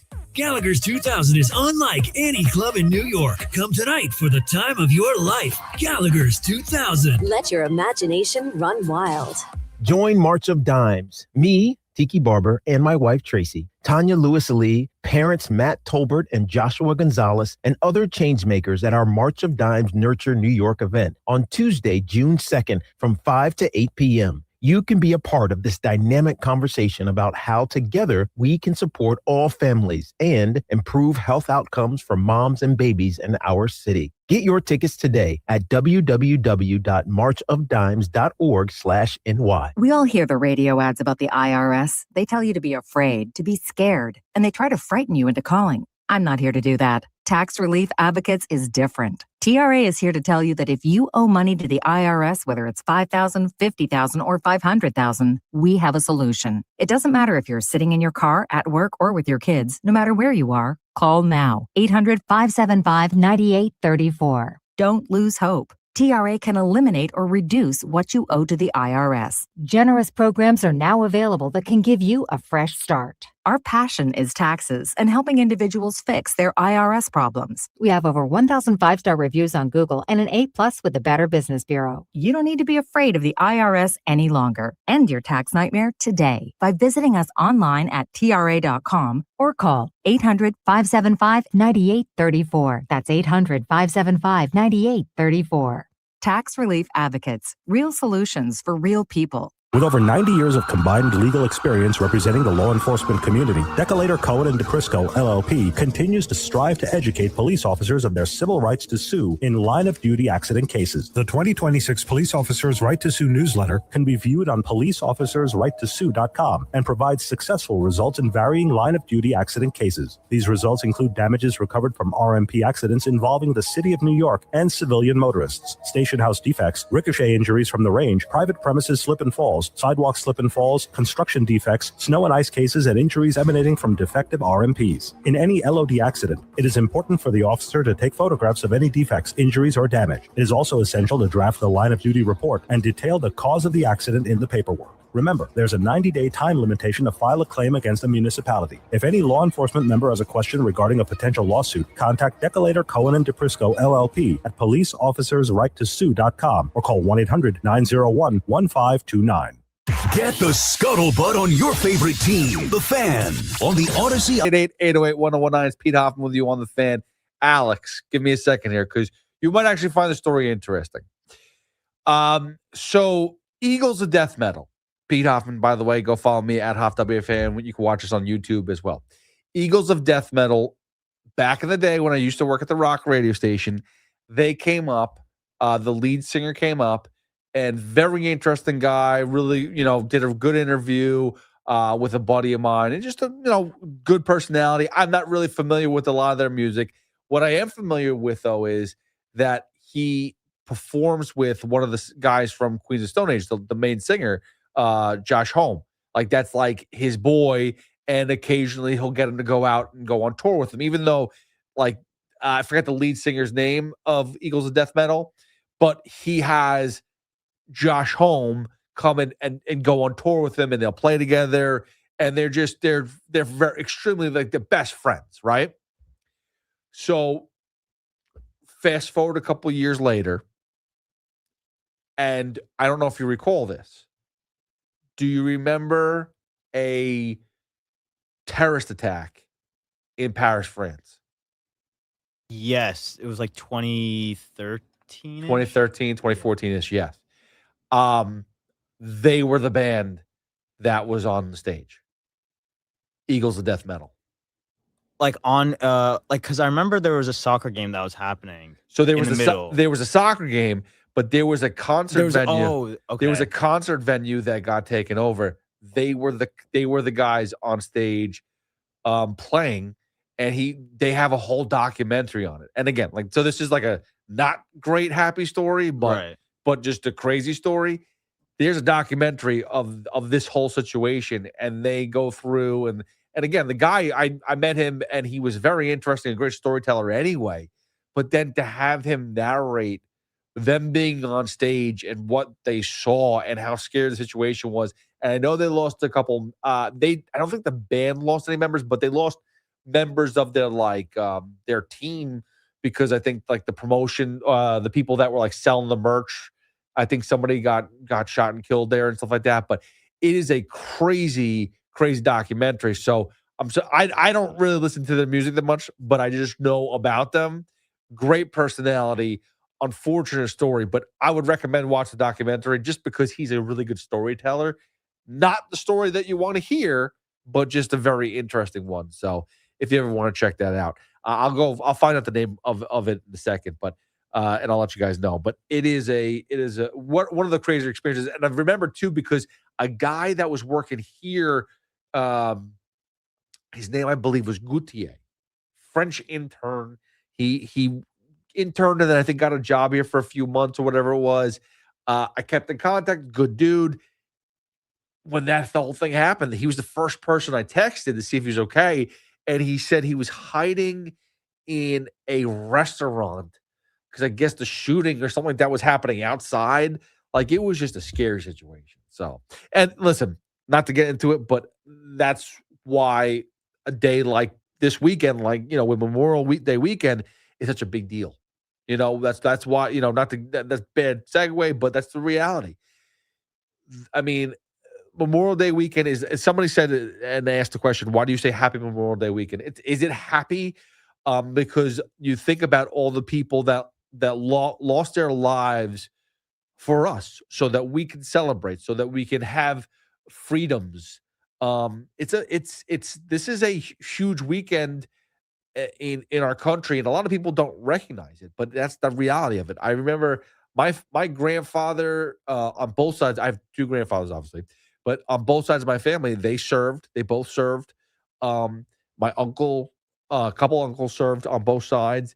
And listen, I was lucky. I was fortunate. My family all came back, but not everybody did. And you have to, take a moment to reflect that we wouldn't have the ability to do what we do without the women and the men that lost their lives to make our country the way it is, to be free. And that's why this weekend is such a big deal. And you have to take a moment. And it's not a bad thing to relax and like take a moment and take it all in, because I think the world is so quick. I mean, whether you have kids or whether you're just a single person and you're living your life, or you're a sport fan, like we're talking sports here all the time, we're wrapped up in so many different aspects now. We are all working 17 billion jobs just to keep afloat. When do you have a chance to actually breathe and take it in? So we take a moment to remember the people that put their lives on the line for us. But in doing so, we also take a moment to understand the privileges that we have and what we get out of it. And so it is an important weekend. It is an important day. And, again, for anybody who's ever had anybody that served, lost family members, God bless. And thank you, for you, even though it's not your choice if they serve, if they had served in the past. But again, like that's part of you. That's your blood. So just don't forget them. That's all I ever said. Never forget. 888-808-1019. It's Pete Hoffman with you on the Fan till 2 a.m. when Keith McPherson takes over. 888-808-1019. Let's get back to these phone calls. Let's get to Jay in Fort Lee. Jay, what's going on, buddy? Yo, at the Hoff, man, it's tough to follow up the heavy stuff, but you said it beautifully. Shout out to my sister-in-law, who's a full colonel in the Air Force. That's awesome. Working out. That's yeah, awesome. She's incredible. And, it was all-city basketball, averaged 36 points a game for like 3-4 years in the city. Went out to the Air Force Academy, and now is a shining example of what's all that's good about America. So shout out to her. That's amazing, Jay. Yes, please. And I please love shout your her out. words, man. It's great. And that not this last bumper, but the bumper before it, man, that track was rocking, man. I love your medal selections, whoever's picking them out. Alex has been picking a lot. I think the last one was Hoobastank, and I think that was. That's why I like it so much. I think that was who Paul picked that one. Yeah. Yeah, Paul's not the that's greatest a human great being. track. I don't like him all the time, but that was okay. I'll give him a thumbs up for that one. Well, at the Hoff, rocking hard, baby. Love it. So, Thanks, bro. all right. So before I get to my next point, I got to go at you a little bit of the Yankees thing. Yes, you're right. That Gerrit Cole performance was shockingly good. I wasn't expecting him to pitch that well against a pretty good hitting team. So that's a big plus. But you made the point about the Mets before about wait, there's always next year. Well, for me, there might not be, man. I want this year to be great for the Yanks. They're so close every year where it just takes a few tweaks. And if you look back at the 21 Braves, they brought in 3 guys at the trade deadline that you would have said, yeah, so what? And then yet those guys changed the year for them. And that's all. I mean, You talking about the outfield? Yeah. Well, they brought in, I think it was 2 outfielders and 1 infielder. Right, They brought in 3 people. But remember, Jay, the main reason why they did that now, and I'm going to let you finish your point too, but think about where we were when they had to make those moves. They did that because Acuna Jr. was hurt. I forget who in the infield was hurt, and there was another outfield. So they lost so many players to injury that they had to go out. No, I understand that, but when you're batting, when you got 3 guys batting 160, 180, and 190, to me they might as well be hurt. Yeah, but here's a difference, and I understand your point and your philosophy is this team is so close. Why are we sitting here and suffering through this? But on the other hand, that's why you were able to bring up Spencer Jones, and that's now why he got sent down because you had the luxury that you were doing so good. Now that the team is kind of stepping on each other's toes and they're not as good as they were, and the Rays are kind of running away with the division at the moment. Now Spencer Jones goes away because he wasn't doing anything, and you kind of can't lose momentum. You got to pick up the pace a little bit and get back because the Rays don't seem to be going away this year.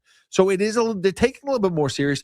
But again, they're not at the point where they have to trade because if you're forcing a trade right now, you're giving up too much to get it. And no one's really besides the Rockies, besides like a few teams, there's not many, like the Tigers may be on the the trade market, but they're still not there yet too. And Tariq Skubal, by the way, he's hurt. So they want an arm and a leg. He don't have an arm to give right now.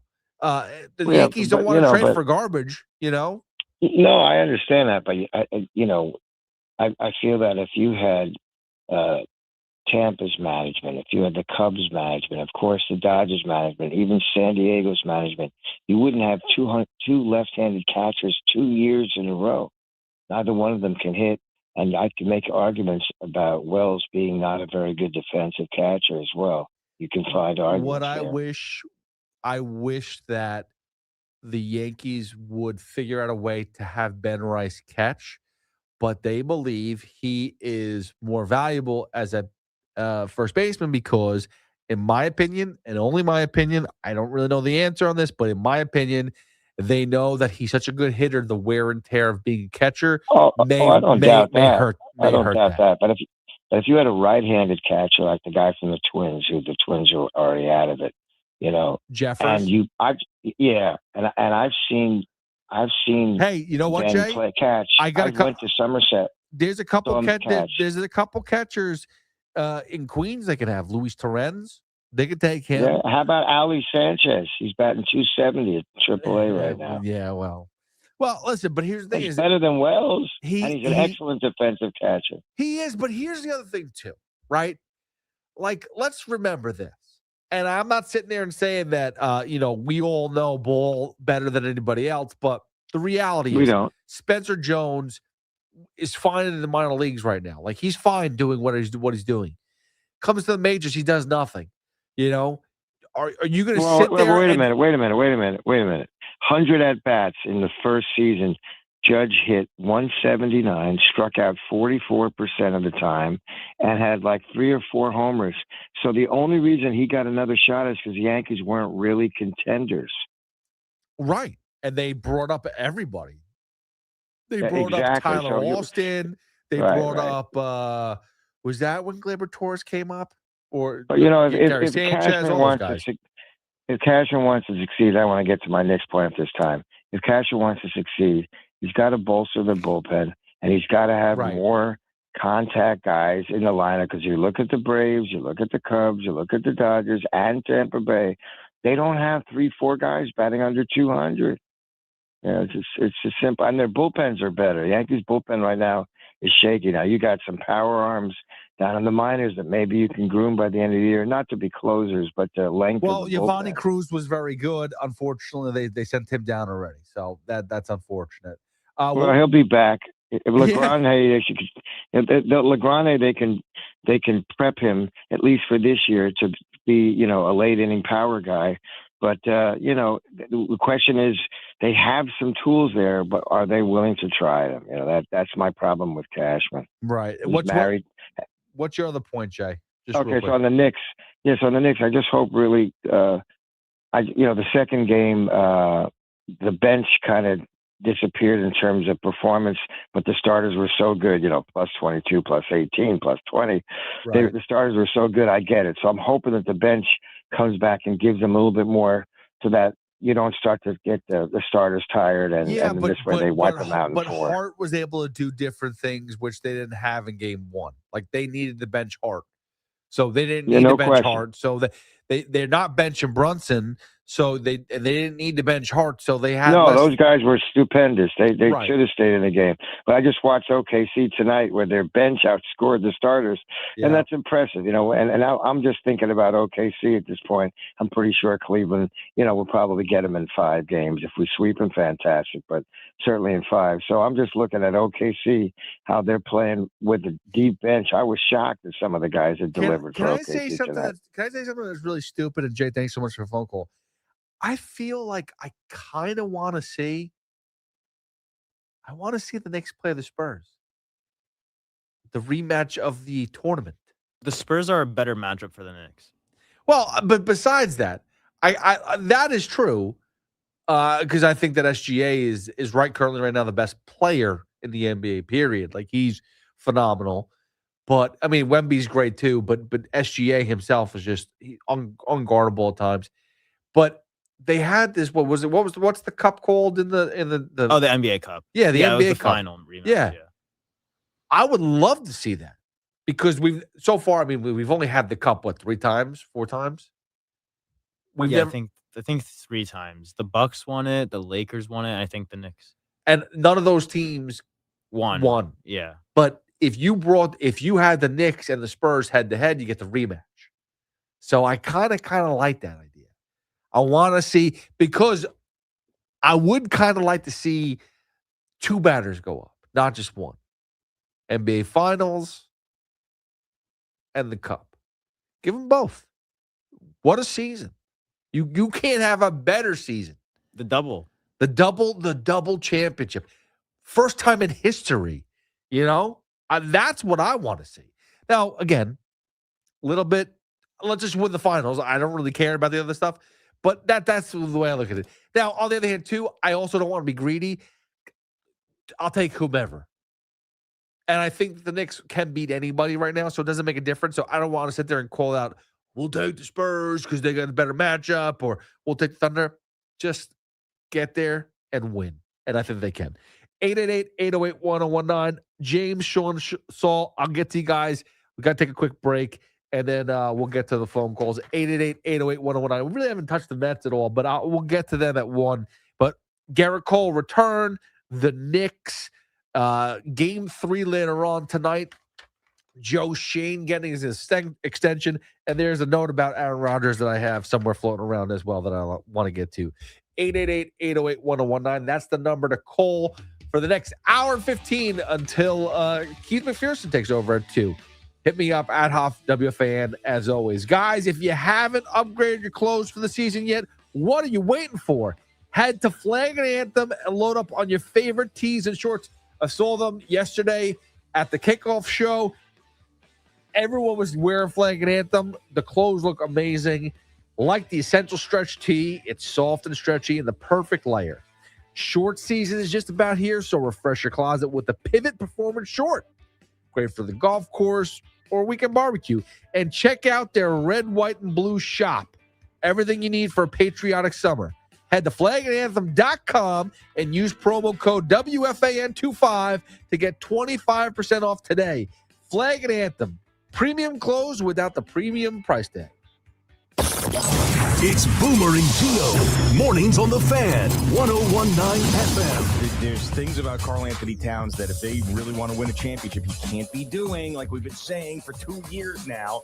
And those things are making dumb fouls, holding on to guys.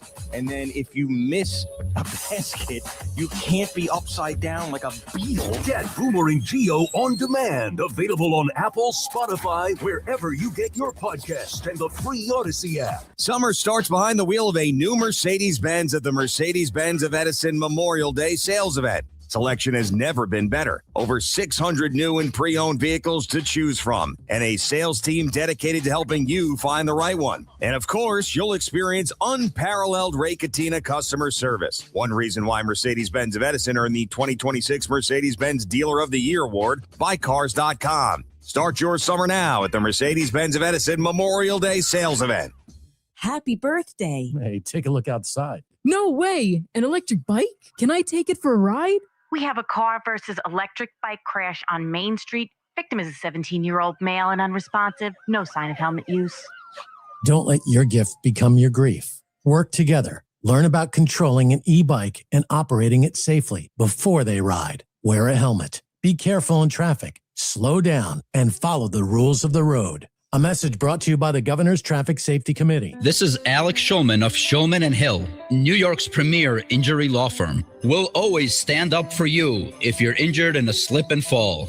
If you've ever wished you've had a lawyer in the family, now you will. At Shulman & Hill, it's never one and done. Once you're a client, you're always part of our family. Shulman & Hill, we're not just New York's law firm, we're your law firm. Get your free consultation at hurtny.com. That's hurtny.com. Town Fair Tire honors any valid rebates, manufacturers or competitors' rebates. Yes, even any competitors' rebates. And we give you the guaranteed lowest price. Nobody beats Town Fair Tire. Nobody. Town Fair Tire. Today alone, 5,370 people in the United States will be diagnosed with cancer. That's why Stand Up to Cancer funds and develops the newest and most promising cancer treatments. Stand Up to Cancer wants to provide you with every opportunity to join in this mission.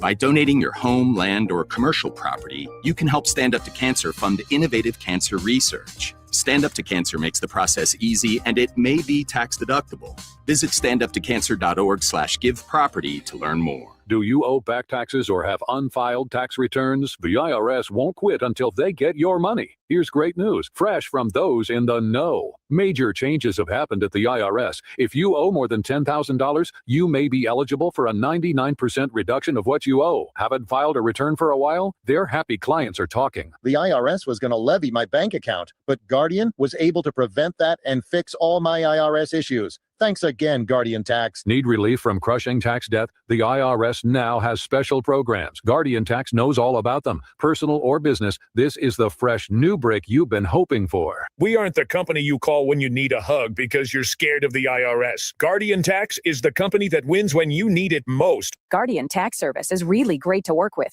They really helped me out. I'd recommend them highly. Call now for a free confidential consultation. 800-499-1424. 800-499-1424. 800-499-1424. With over 90 years of combined legal experience representing the law enforcement community, Decolator Cohen and DePrisco LLP continues to strive to educate police officers of their civil rights to sue in line-of-duty accident cases. The 2026 Police Officers' Right to Sue newsletter can be viewed on policeofficersrighttosue.com and provides successful results in varying line-of-duty accident cases. These results include damages recovered from RMP accidents involving the City of New York and civilian motorists, station house defects, ricochet injuries from the range, private premises slip and falls, sidewalk slip and falls, construction defects, snow and ice cases, and injuries emanating from defective RMPs. In any LOD accident, it is important for the officer to take photographs of any defects, injuries, or damage. It is also essential to draft the line-of-duty report and detail the cause of the accident in the paperwork. Remember, there's a 90-day time limitation to file a claim against a municipality. If any law enforcement member has a question regarding a potential lawsuit, contact Decolator Cohen and DePrisco LLP at policeofficersrighttosue.com or call 1-800-901-1529.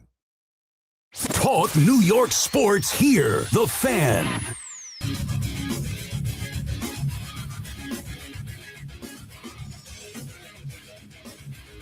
888-808-1019. It's Pete Hoff with you on the Fan till 2 when Keith McPherson takes over. You can always hit me up at Hoff WFAN. And just really quickly, we were talking about the Eagles of Death Metal, the band, and the documentary. If you're interested at all in the horrible tragedy back in 2015, the documentary is called Eagles of Death Metal Nos Amis, which is our friends. I'm probably saying it wrong. I'm not. No amis. Ami? Nos Ami? Ami means friends. Yes. So that's what it's called. Nos Amis. No Amis? No, it's Merci. no. Well, No ami. Is that supposed to be Spanish or French? No, it's French. Okay. I speak French. Oui. Yeah. All I know is when I went to Paris, the person I was with, she was just like, whatever you do, when someone says anything to you and you don't know what they're saying, which is most of the time, say merci no. Merci no. I was like, that's all I said I think to it's people. no merci. Well, she was messing with me. Listen, she wasn't French either. She was from California. Oh. So, the two of us we're not very we're two peas in a pod, let's put it that way. But yes, Eagles of the Death Metal, Nos Ami. Ami. There it is.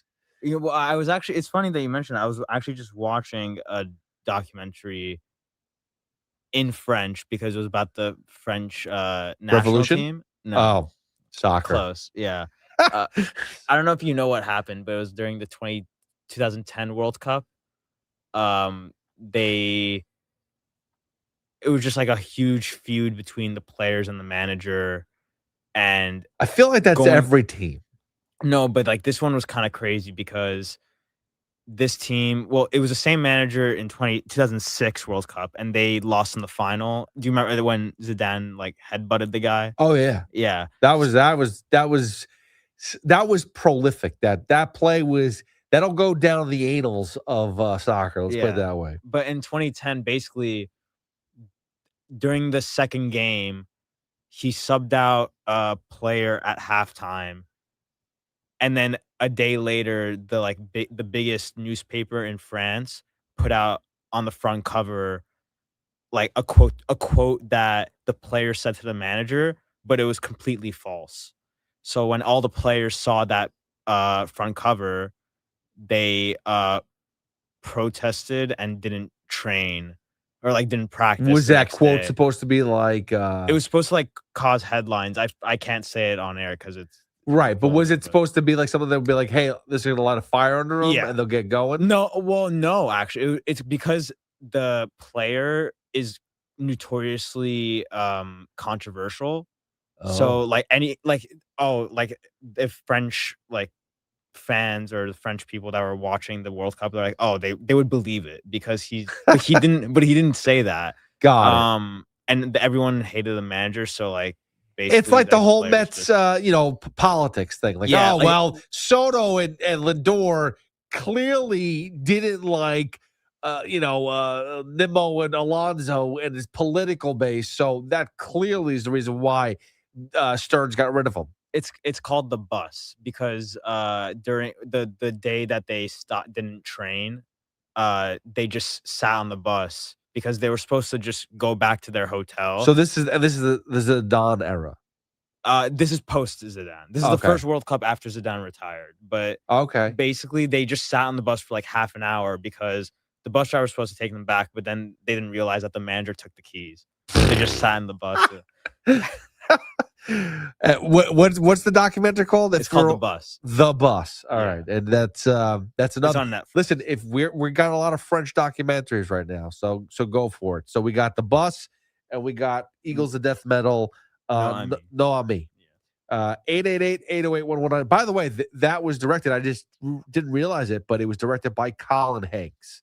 The Eagles of Death Metal documentary. Okay, yeah. So, he does a lot of good stuff. Colin Hanks. I appreciate him.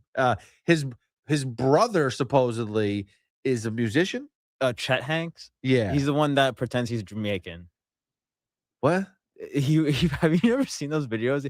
He pretends he's like Bomba Cloud. I'm Jamaican. No, I thought he was country singer.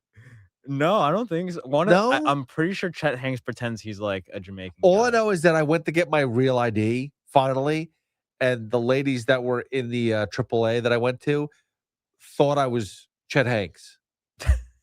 And I didn't know how to take that because I didn't know who he was. And I was like, he sings country, right? And they're like, no. No, I don't think. I think I'm off. But let's take a quick phone call before we take a break. 888-808-1019. James in Baltimore. James, what's up, buddy? How we doing? Yo, I want to take like a minute or two to quickly kind of not necessarily defend Stearns, but kind of explain why I don't think he should be fired. Well, he's not getting fired, so you don't have to worry about that. I mean, like at the end of the year. No, he's not getting fired. I don't think they're making the playoffs. You don't think so? James, they're not making the playoffs, and he's not getting fired. It's not. I hope that stays. I'll let you get to your point, but let me just put it this way: there's no way that Steve Cohen allows David Stearns to get rid of Pete Alonso, Brandon Nimmo, Jeff McNeil, lets Edwin Diaz walk, brings in a bunch of guys for basically 1-year deals and says, you know what? You didn't do a good job. We're firing you. No, clean this up. Clean it up, dude. That's what he's here to do. So I think he clearly gets more than just this last year. I mean, I think you have to give him rope. Just looking at, who they've just brought up from the minor leagues, whether it be Ewing, it be Benj at the beginning of the year, kind of even the young pitchers that are starting to come up, whether it be Thornton or back down in the minors, you see Weninger. I think Stearns has actually done a very good job of kind of building the Mets infrastructure in a way that just did not exist even 5 years ago, right? When we were kind of just, sifting through different general managers with no stability in any way. And I think Stearns, in some ways, while the major league level has failed, and that's inexcusable in many ways. And you're right, but James, here's the thing: is he's rebuilding. That's what he's doing. He said last year's team wasn't good enough. Let me put a team together of guys that could be good enough, but we don't know. And then I'm just gonna rebuild. Listen, Tyrone Taylor should have never been on this team. Like, no offense. Let's. I don't want to break it all down, but I appreciate the phone call, James. I'm not sitting here and saying that Tyrone Taylor is the reason why this team sucks, but he gets too many opportunities. He gets too much playing time. That should never be the case. He should be a fifth outfielder. I know that he had a great home run versus the Yankees last week that tied a game and eventually helped them win a game. Tyrone Taylor should not be seeing real at-bats. Austin Slater should not have been seeing real at-bats. Andy Ibanez should not have been seeing real at-bats. 2 of those 3 guys now are gone, thankfully. But he did it in a way where, guess what? We're happy because those guys are gone, and we're being blinded by the fact that he's calling up rookies. They're rebuilding. This is ridiculous. This is a team that in 2024 went to the NLCS. Last year, they missed the playoffs by a game because of the starting pitching was atrocious. The bullpen was terrible. And instead of fixing that, they got rid of the core so they could rebuild. Like, the message is lost. 888-808-1019. Sean, Vinny, hold on. We got 1 more hour to go. Take all your phone calls. We'll talk more Mets coming up next on the Fan. 888-808-1019 because, again, they lost to the Miami Marlins. They're now 7 games under 500 again, and they are last place in the NL East. When do we just say this is a punt season? When do we just give up on the season? Have we been there already? Do we miss the boat? I don't know. 888-808-1019. That's the number to call. Hit me up at Hoff WFAN. The home of Yankees radio is WFAN, WFAN FM, WFAN FM HD1 New York, and Odyssey Sports Station. Summer starts behind the wheel of a new Mercedes-Benz at the Mercedes-Benz of Edison Memorial Day sales event. Selection has never been better. Over 600 new and pre-owned vehicles to choose from, and a sales team dedicated to helping you find the right one. And of course, you'll experience unparalleled Ray Catena customer service. One reason why Mercedes-Benz of Edison earned the 2026 Mercedes-Benz Dealer of the Year award by Cars.com. Start your summer now at the Mercedes-Benz of Edison Memorial Day sales event. Happy birthday. Hey, take a look outside. No way. An electric bike? Can I take it for a ride? We have a car versus electric bike crash on Main Street. Victim is a 17-year-old male and unresponsive. No sign of helmet use.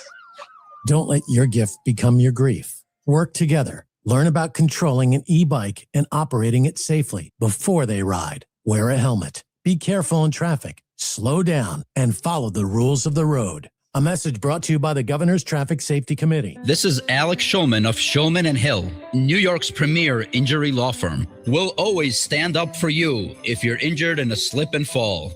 If you've ever wished you've had a lawyer in the family, now you will. At Shulman and Hill, it's never one and done. Once you're a client, you're always part of our family. Shulman and Hill, we're not just New York's law firm, we're your law firm. Get your free consultation at hurtny.com. That's hurtny.com. Town Fair Tire honors any valid rebates, manufacturers or competitors' rebates. Yes, even any competitors' rebates. And we give you the guaranteed lowest price. Nobody beats Town Fair Tire. Nobody. Town Fair Tire. Today alone, 5,370 people in the United States will be diagnosed with cancer. That's why Stand Up to Cancer funds and develops the newest and most promising cancer treatments. Stand Up to Cancer wants to provide you with every opportunity to join in this mission.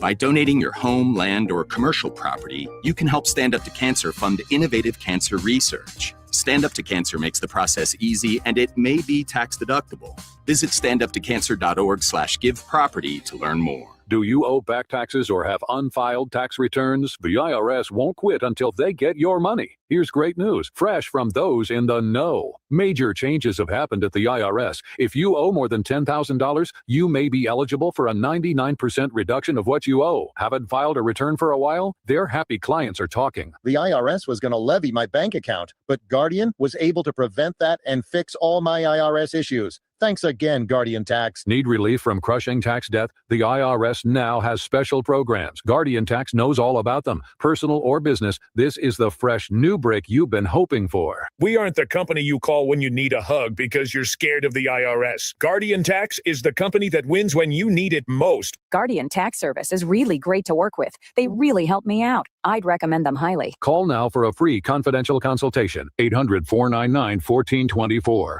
800-499-1424. 800-499-1424. With over 90 years of combined legal experience representing the law enforcement community, Decolator Cohen and DePrisco LLP continues to strive to educate police officers of their civil rights to sue in line-of-duty accident cases. The 2026 Police Officers' Right to Sue newsletter can be viewed on policeofficersrighttosue.com and provides successful results in varying line-of-duty accident cases. These results include damages recovered from RMP accidents involving the City of New York and civilian motorists, station house defects, ricochet injuries from the range, private premises slip and falls, sidewalk slip and falls, construction defects, snow and ice cases, and injuries emanating from defective RMPs. In any LOD accident, it is important for the officer to take photographs of any defects, injuries, or damage. It is also essential to draft the line-of-duty report and detail the cause of the accident in the paperwork. Remember, there's a 90-day time limitation to file a claim against a municipality. If any law enforcement member has a question regarding a potential lawsuit, contact Decolator Cohen and DePrisco LLP at policeofficersrighttosue.com or call 1-800-901-1529. Get connected with WFAN to talk about your favorite teams. The Fan on the Odyssey, iHeart, and TuneIn apps.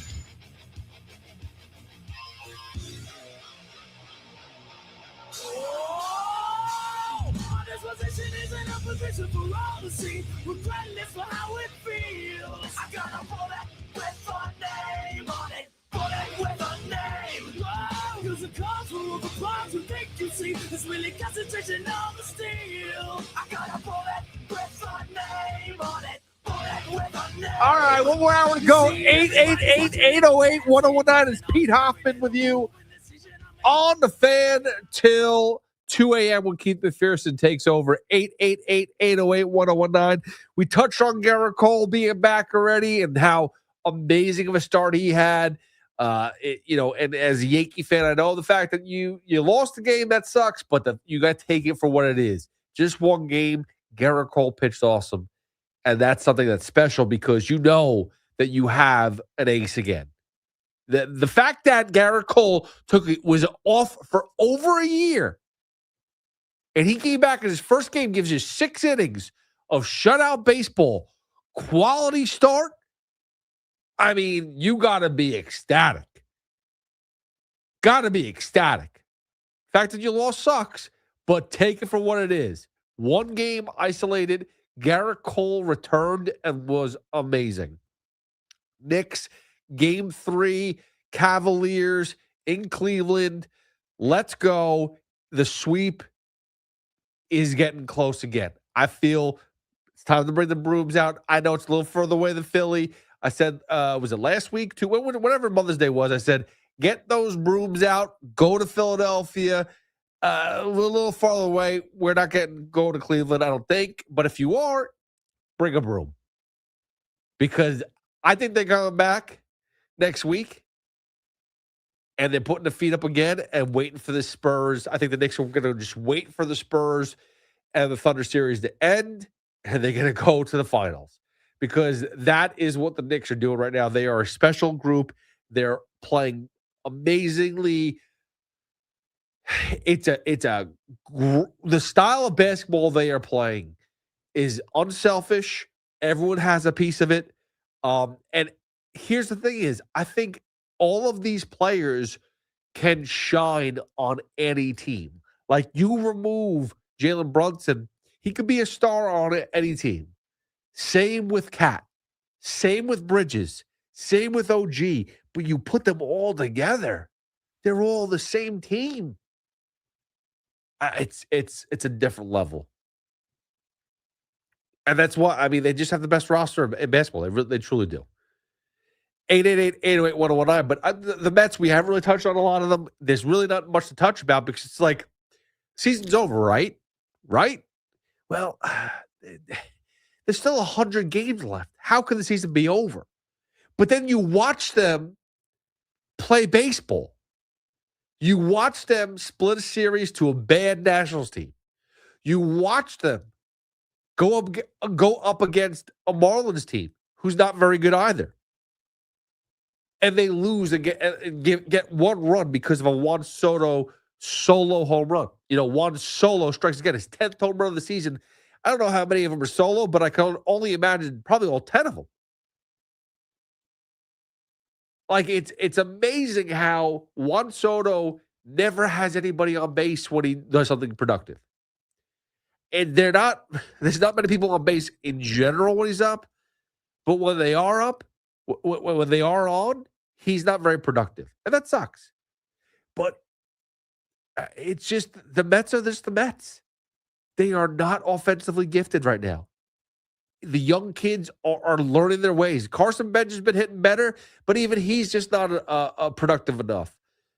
AJ Ewing, he's still too young. Gets caught on the base path and looks like a baby, like deer in the headlights. Like, oh, I got caught. What happened? Yeah, it's a different game. Catchers are better. They're gonna throw you out, dude.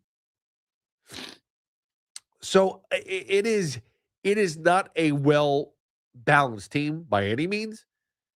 The veterans on this team, the stars on this team, besides Soto, aren't hitting well, aren't playing good baseball, and the rookies are just learning their way. And you have a pitching staff that stinks. It's amazing now that you allow David Peterson to start and he goes 5. Still can't give you a complete a quality start. Can only go 5. You had Manaea come in after Tobias Myers gets you 1 1/3, and he gives you a decent amount. Like 3 1/3? I think he gave you today. And then Jonah Tong comes in. It was good to see him back and actually perform well because I've heard he's been terrible in the minors. But basically, all they're doing, the bullpen has turned into. And don't get me wrong, we joked about it. Evan and I on the Rico Bronya podcast have joked about this many times. Just have, piggyback pitchers. Have one guy go 4, another guy go 4, maybe get the closer in for the ninth inning and call it a day. 4-4. You just piggyback them. That's kind of what they're doing. Tobias Myers starts it off for whatever reason. Huascar Brazaban's been starting games. You get him to start, then you bring in Peterson for 4 or 5, Manaea for 4 or 5, now Jonah Tongue 4 or 5. It's like, I like the philosophy a little bit, but not every day. And it's not really working. Like some days, yeah, you eliminate the run, some of the runs, but not all. You still have their blow-ups. You're still losing. That can be based off of the offense being so poor, but still, regardless, you're still losing. And it's frustrating because, again, the budget is so high on this team. The salary is so high on this team. Mets have the highest payroll in the sport, and yet they're still sitting in last place in the NL East. They're one of the worst teams in baseball. It doesn't change. And even when they win series, it's not changing. Like, again, we saw this last weekend. They lost Friday versus the Yankees, the Mets. They went and won on Saturday and Sunday. They're still one of the worst teams in baseball. They split a series with the Nationals. Still one of the worst teams in baseball. Like, they're not getting out of the cellar. I know it's just 7 games under 500, but they're not passing anybody. They've won 4 to 6 series. They tied one and lost the other. They've won double-digit games. They've won well more than they've lost. And they've gained no ground on anyone. That's a problem. It's not enough. And again, you lose a game like you did yesterday to the Marlins. I know it's 2-1, but I joke about it. You know, Nolan McLean pitched the last quality start for the Mets. And that was on May 14th. Almost 10 days ago. May 14th, he had a quality start. 7 innings, 3 earned runs. I think he gave up 7 hits or 6 hits or something like that. And 3 walks and 7 strikeouts, something like that. Good quality start. That was well over a week ago. That was like 10 days ago. Yuri Perez. Guy has had 2 quality starts all season. He gets his 3rd last night because he's going up against the Mets. I know Gerrit Cole, I was talking about Gerrit Cole, and he returns and hasn't pitched in over a year and a half. And he comes back and has a quality start. Like, everyone's getting quality starts, but the Mets, they can't do that. But then on the other hand, it's like they also can't hit the pitching. It's all levels with the Mets. It really, truly is. It's embarrassing. And I'm sorry, but when you have a payroll this high, when you have guys like Juan Soto, when you have, I know Francisco Lindor's not playing right now, but when he is here, when you have, a guy like Bo Bichette who you bring in, when you put all these pieces together, like those 3 pieces mean you want to win now, I think. But then if you look at all the other moves, they're losing moves. To bring all these young kids up now, to bring up A.J. Ewing, to bring up Carson Benz to start the season, to Morabito, who's playing now, Zach Thornton to get starts, Jonah Tongan to come back, Christian Scott in the rotation. This is a rebuild. This is a rebuild. Where the hell did that come from? A rebuild? With the highest payroll in baseball? What are we talking about? A team that was 2 years removed from the NLCS? A team that last year missed the playoffs by a game? We're rebuilding? And again, I give, it's tough, but I give David Stearns an ounce of credit, respect, credit, whatever word you want to use. I don't know. It's whatever's best. I tip my cap to him. Not much, because he's put the team to complete utter crap, But I respect the fact that he's going out swinging the way he wants to. He's not going to go and settle for this is the roster that I was given and I have to work around this roster. No. He's making his team. He's doing it his way. He's not dying on the sword of like, well, Billy Epler gave me these guys, so I got to work with this. No. It's his team. I'm going out the way that I want to go out, which is why when I called a little while ago, I think it was Jay from Baltimore, and he was like, I don't think he's going to fire this year. No, he can't. Not after you've done all this. Not after you stripped the team down the way you did. You can't get fired. You got to fix it. However, I will tell you this much. In Boston, Chaim Bloom didn't last much longer. You got rid of Mookie Betts. Team went to crap. Didn't win. Chaim Bloom got fired. He did. 888-808-1019. Let's get to Sean in Long Island. Sean, what's up, buddy? Hey, what's up, man? How's it going? Good. What's going on? Welcome to the fan. Thank you, man. I was at the game tonight, the Yankee game, and Gerrit Cole was not his usual self. He definitely was not. He is normally a strikeout pitcher, I would say. He is a power thrower, and tonight that guy was getting out every other way he could. And he was doing it in fashion, man. He was just he had 49 pitches, I think, in the fifth inning. Yeah. After the fifth inning. He got pulled in the sixth inning. He had 72 pitches. And then they scored. Yeah. Oh, In today's game, though, 72 pitches, you go out for at least another inning or two.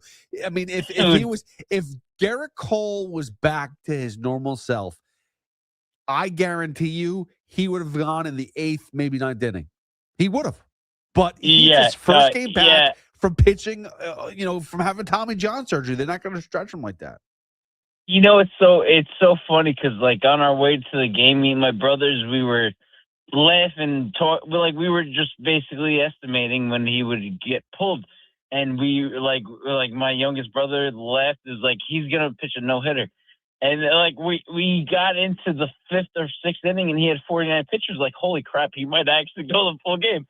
It was so funny, man. He looked so good tonight. He did. I cannot believe they took him out. And Sean, you're right though. He didn't have the strikeout, ability that he normally does, and some of that could be because he said he didn't have full command. They asked him a lot, after the post game. They asked him about how he felt, how he was doing. Could you have gone out there for another one? He goes, no, I think it was good. 72. I worked hard for those 72 pitches. Like, it was very intense. And this is what I said about Gerrit Cole. This is why when anybody was like, oh, Gerrit Cole, when he comes back, it's Tommy John. It doesn't happen right away. Gerrit Cole was never going to come back early and unprepared. I'm not telling you he's going to be perfect, but he's going to try to be. He's going to try to be as perfect as possible. And guess what? I'll tell you this much too. Not only is he, he's not coming back unless he's as close to being as perfect as possible. Clark Schmidt's going to be the same way too. Because I remember early in the season when Susan had a conversation with Clark Schmidt, and he said that Gerrit Cole has been with him at every step of the way.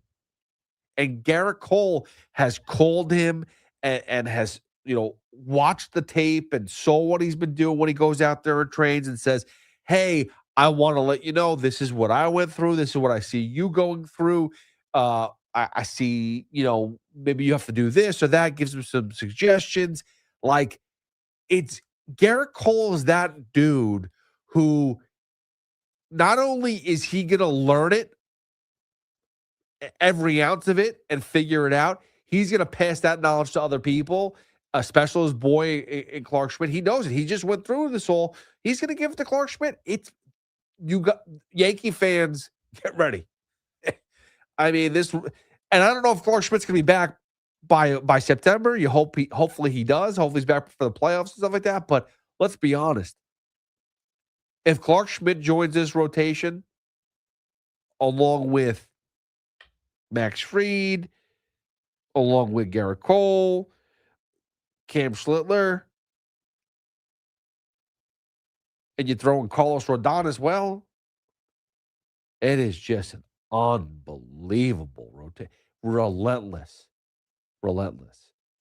Meanwhile, in Queens, we're sitting here watching, starting pitchers in the bullpen trying to give you length, but they're not even starting games. They're just hopping into the second inning, trying to go 4 innings, maybe go hop into the 5th or 6th inning. It is terrible. Let's put it that way. 888-808-1019. Vinny is in South Plainfield. What's up, Vinny? Hey, how are you? Good. How you doing?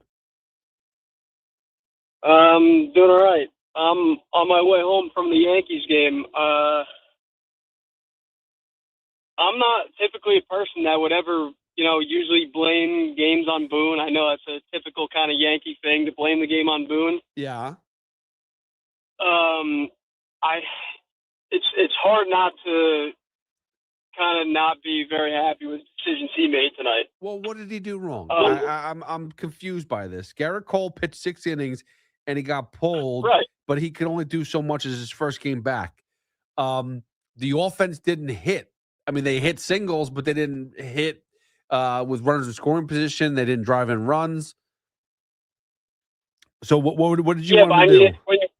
When you go into the 6th inning winning a game, and I mean, Gerrit Cole threw 86 pitches in AAA. I understand it's AAA and it's different, and he's not 100%.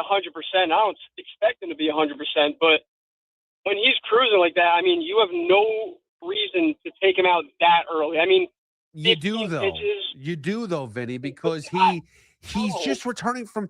You got to remember this: the 86 pitches he may have thrown in the minors. He's not going out there and throwing the same way. He's not putting the. He hit 100 miles an hour. Doesn't mean you listen. Just because you hit it 100 miles per hour doesn't mean that you're working the same intensity. The mental game that Gerrit Cole plays with himself on the mound is completely different. Did you notice also, by the way, when he was in rehab starts, he'd give up a ton of runs. He'd give up hits. Yeah, he was just trying to throw strikes. Exactly. I get that. He's just working on stuff. No, I know. I've had Tommy John surgery. Like, I 100% get exactly, like, the whole process that he's going through. But, like, when you're in a AAA game to go to the MLB and then get pulled after, like, 15 hits, that's a big gap. I understand, like, the whole mental thing. I get it. And it's not just that. It's not, like, the whole Gerrit Cole thing. Like, Boone's got to keep him in there and, let him throw 100 pitches. That's not what I'm saying. No, I get that. I understand. It goes deeper than that because, I mean, then you put in Fernando Cruz, like we seriously can't let him go another inning? Well, in that situation?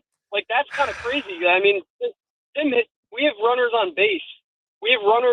And we put in Tim Hill, who is the most pitch-to-contact pitcher in like the MLB. And Caballero didn't play the field properly, and that was part of the reason why runners scored. Right. I agree. I mean, Caballero might be a little rusty, I guess, but you also can't stick Tim Hill in there in that situation with runners on base and less than 2 outs. Like, you cannot do that. And then, I mean, David Bednar is going in with losing the game 4-2. I mean, listen, Bednar's, I mean, every single Bednar's going through move I did not agree with. Bednar's going through it right now, so you give him. Listen, it's funny because, and thanks so much for the phone call, Vinny. Bednar's going through it right now, whereas when Devin Williams was going through it with the Mets, and I'm not supposed to be a Met Yankee thing, but I'm just throwing the comparisons out there because I saw it. Devin Williams didn't pitch for a week, maybe longer, because the Mets didn't win a game for 12 games. They were They lost 12 games in a row, and they didn't have a spot for Devin Williams to come in and save a game. And then all of a sudden, like a week later, they're just like, well, let's just throw Devin Williams in there because we need to have him pitch. And then he blows it. And they go, whoa, I wonder why that happened. And then they give him another shot in 2 days, and he blows that one. And it's another weird situation. And every time they bring him in there, he blows another game. It's just another weird situation. And it's like, oh, this guy sucks again. Or you didn't use him properly. David Bednar currently right now is having an issue in the ninth inning. It's not perfect. He's getting hit. He's not finding the zone. There's a bunch of issues with Bednar. You got to work through it. Today was a good day for him to get in the game. It's not as pressured situation. It's not a pressured situation in a if I give up a hit or a run, game is over. This game is blown. We're already losing. Let me just go in there and try to settle something down a little bit. Let me see if I can get a clean inning. That's what he was doing. And yeah, Fernando Cruz, I understand you want to see if he can get 2 innings out of him. But to be fair, he's only gone as much as an inning and a third the entire season. As much as he's gone. I've seen him pitch 26 pitches, I think is his highest pitch count. I don't remember what he had today. But 26 pitches is the highest pitch count that he's had. And that was once. He's had 21, 20, 25, 20. So he's had like 4 or 5 times where he's had it in the 20s of a pitch count. Not many. They're not giving Fernando Cruz 2 innings. 888-808-1019. We'll take a quick break. Get back to your phone calls. Hit me up. 888-808-1019. Everything's on the table. Gerrit Cole, New York Knicks, Game 3 in Cleveland. Or we can talk Mets too if you want. Joe Shane getting the extension. But there is something about Aaron Rodgers I want to bring up coming up after the break. You always hit me up at Hoff WFAN as well. Guys, if you haven't upgraded your clothes for the season yet, what are you waiting for? Head to Flag and Anthem and load up on your favorite tees and shorts. Like the Essential Stretch Tee, it's soft and stretchy. And the perfect layer. Short season is just about here, so refresh your closet with a Pivot Performance short. Great for the golf course, a weekend barbecue, the kickoff show that happened yesterday. And check out their red, white, and blue shop.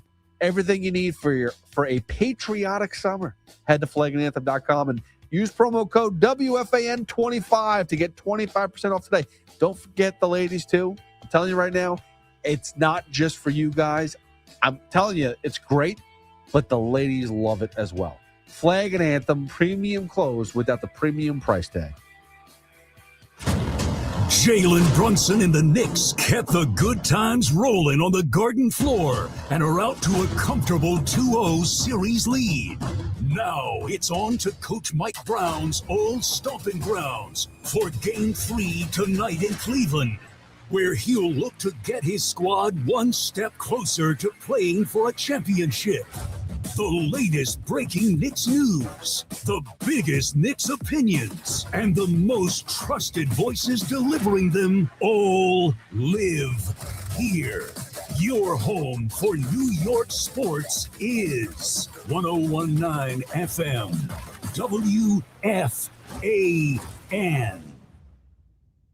Imagine a gentleman's club with over 200 gorgeous exotic dancers every week. Hey, big boy. From the people who make fantasies come true, Gallagher's 2000 in Long Island City is the place to be. Gallagher's 2000, a gentleman's club for today, gentlemen. Gallagher's 2000 features 2 floors, 3 stages, discounted drinks, VIP, champagne rooms, and dinner specials every night. Gallagher's 2000 offers complimentary lunch Thursdays and Fridays with any drink purchase. Come on down, big boy. Gallagher's 2000 is New York's largest upscale gentleman's club, and Gallagher's 2000's bachelor parties will blow you away. For their bachelor party specials, call 718-361-1348. Gallagher's 2000 is located at 4319 37th Street in Long Island City, Queens, just a half a block north of Queens Boulevard. Call 718-361-1348.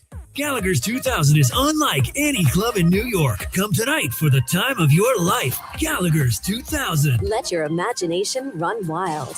At Town Fair Tire, New England's largest name brand discount tire dealer, you get it all. The guaranteed lowest price, the most free services, and we accept all valid rebates from any manufacturer and from our competition. Yes, we accept them all, even competitor rebates. Town Fair Tire, New England's largest discount tire dealer, now with over 120 stores from Connecticut to Maine. Nobody beats Town Fair Tire. Nobody. Name brands at discount prices. Town Fair Tire. Hi, this is Stu Leonard. My wife Kim and I lost our 2-year-old son Stewie to a drowning accident. You know what we learned? If everyone is watching, no one is watching. Don't take your eyes off your child. When Kim and I are around the water with our grandsons, our phones are down and our eyes are open. Be safe. Phones down, eyes open. Learn more at stewietheduck.org. Do you owe back taxes or have unfiled tax returns? The IRS won't quit until they get your money. Here's great news, fresh from those in the know. Major changes have happened at the IRS. If you owe more than $10,000, you may be eligible for a 99% reduction of what you owe. Haven't filed a return for a while? Their happy clients are talking. The IRS was going to levy my bank account, but Guardian was able to prevent that and fix all my IRS issues. Thanks again, Guardian Tax. Need relief from crushing tax debt? The IRS now has special programs. Guardian Tax knows all about them. Personal or business, this is the fresh new break you've been hoping for. We aren't the company you call when you need a hug because you're scared of the IRS. Guardian Tax is the company that wins when you need it most. Guardian Tax Service is really great to work with. They really help me out. I'd recommend them highly. Call now for a free confidential consultation. 800-499-1424. 800-499-1424. 800-499-1424. Do you owe $10,000 or more to the IRS like Mark? I've been doing home remodeling for 30 plus years, but the economy crashed. I wound up losing my home, losing my job, and on top of that, owing the IRS a ton of money. I owed the IRS $114,000. It really, truly was the worst part of my life. Then Mark found tax relief advocates. On news radio, I heard about TRA, and I thought, what's the worst that could happen? So I picked up the phone and I called them. When it was all said and done, TRA settled my $114,000 debt for $100, and I'm telling you, I was ecstatic. Could not believe it.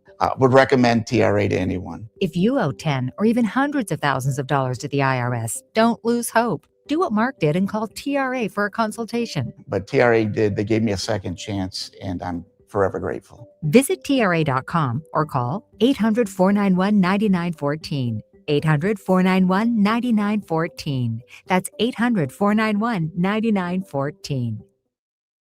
Get the scuttlebutt on your favorite team, the Fan, on the Odyssey, iHeart, and TuneIn apps. Now, a buddy of mine asked me to go to their concert a few months ago up at the Capitol, which was something I just talked about earlier, where that was the first concert I've ever went to, was at the Capitol in Portchester. Tickets were like $250, $300 a pop. That's, to me, like, and I love going to concerts. It's a nice venue. It's a small venue. I think it was because most of the other tickets were sold out already, and that was what was left, and they were like prime time seats or whatever. But like, I'm not a $300-400 a seat person. I don't drop money like that for concerts. Even though, listen, if you're talking about like a baseball game, if you're talking about like a game, if it's a World Series, if it's a finals, yeah, we're talking about different money. Okay, yeah, I'll give it a shot. But for a concert, depending on who it is, if it's a one and only type of thing, maybe, but I don't think I've ever dropped that type of money on any type of show. But Black Keys at the Capitol, pretty sure they were going for like $250, $300. I was like, I just can't do it. Sorry. And then he was saying, then he also said that the Foo Fighters were playing too at Irving Plaza around the corner. Like, dude, less than 1,000, maybe I think it's 1,000 is the capacity at Irving Plaza. And they threw out this like random show. Everyone lined up for tickets. There was no way to get it. But anyway, that's whatever. I got to bet. I need to go see more concerts. That's basically what's going on here. That's what I feel. 888-808-1019. There's a little tidbit that we've neglected to talk about, which is Aaron Rodgers.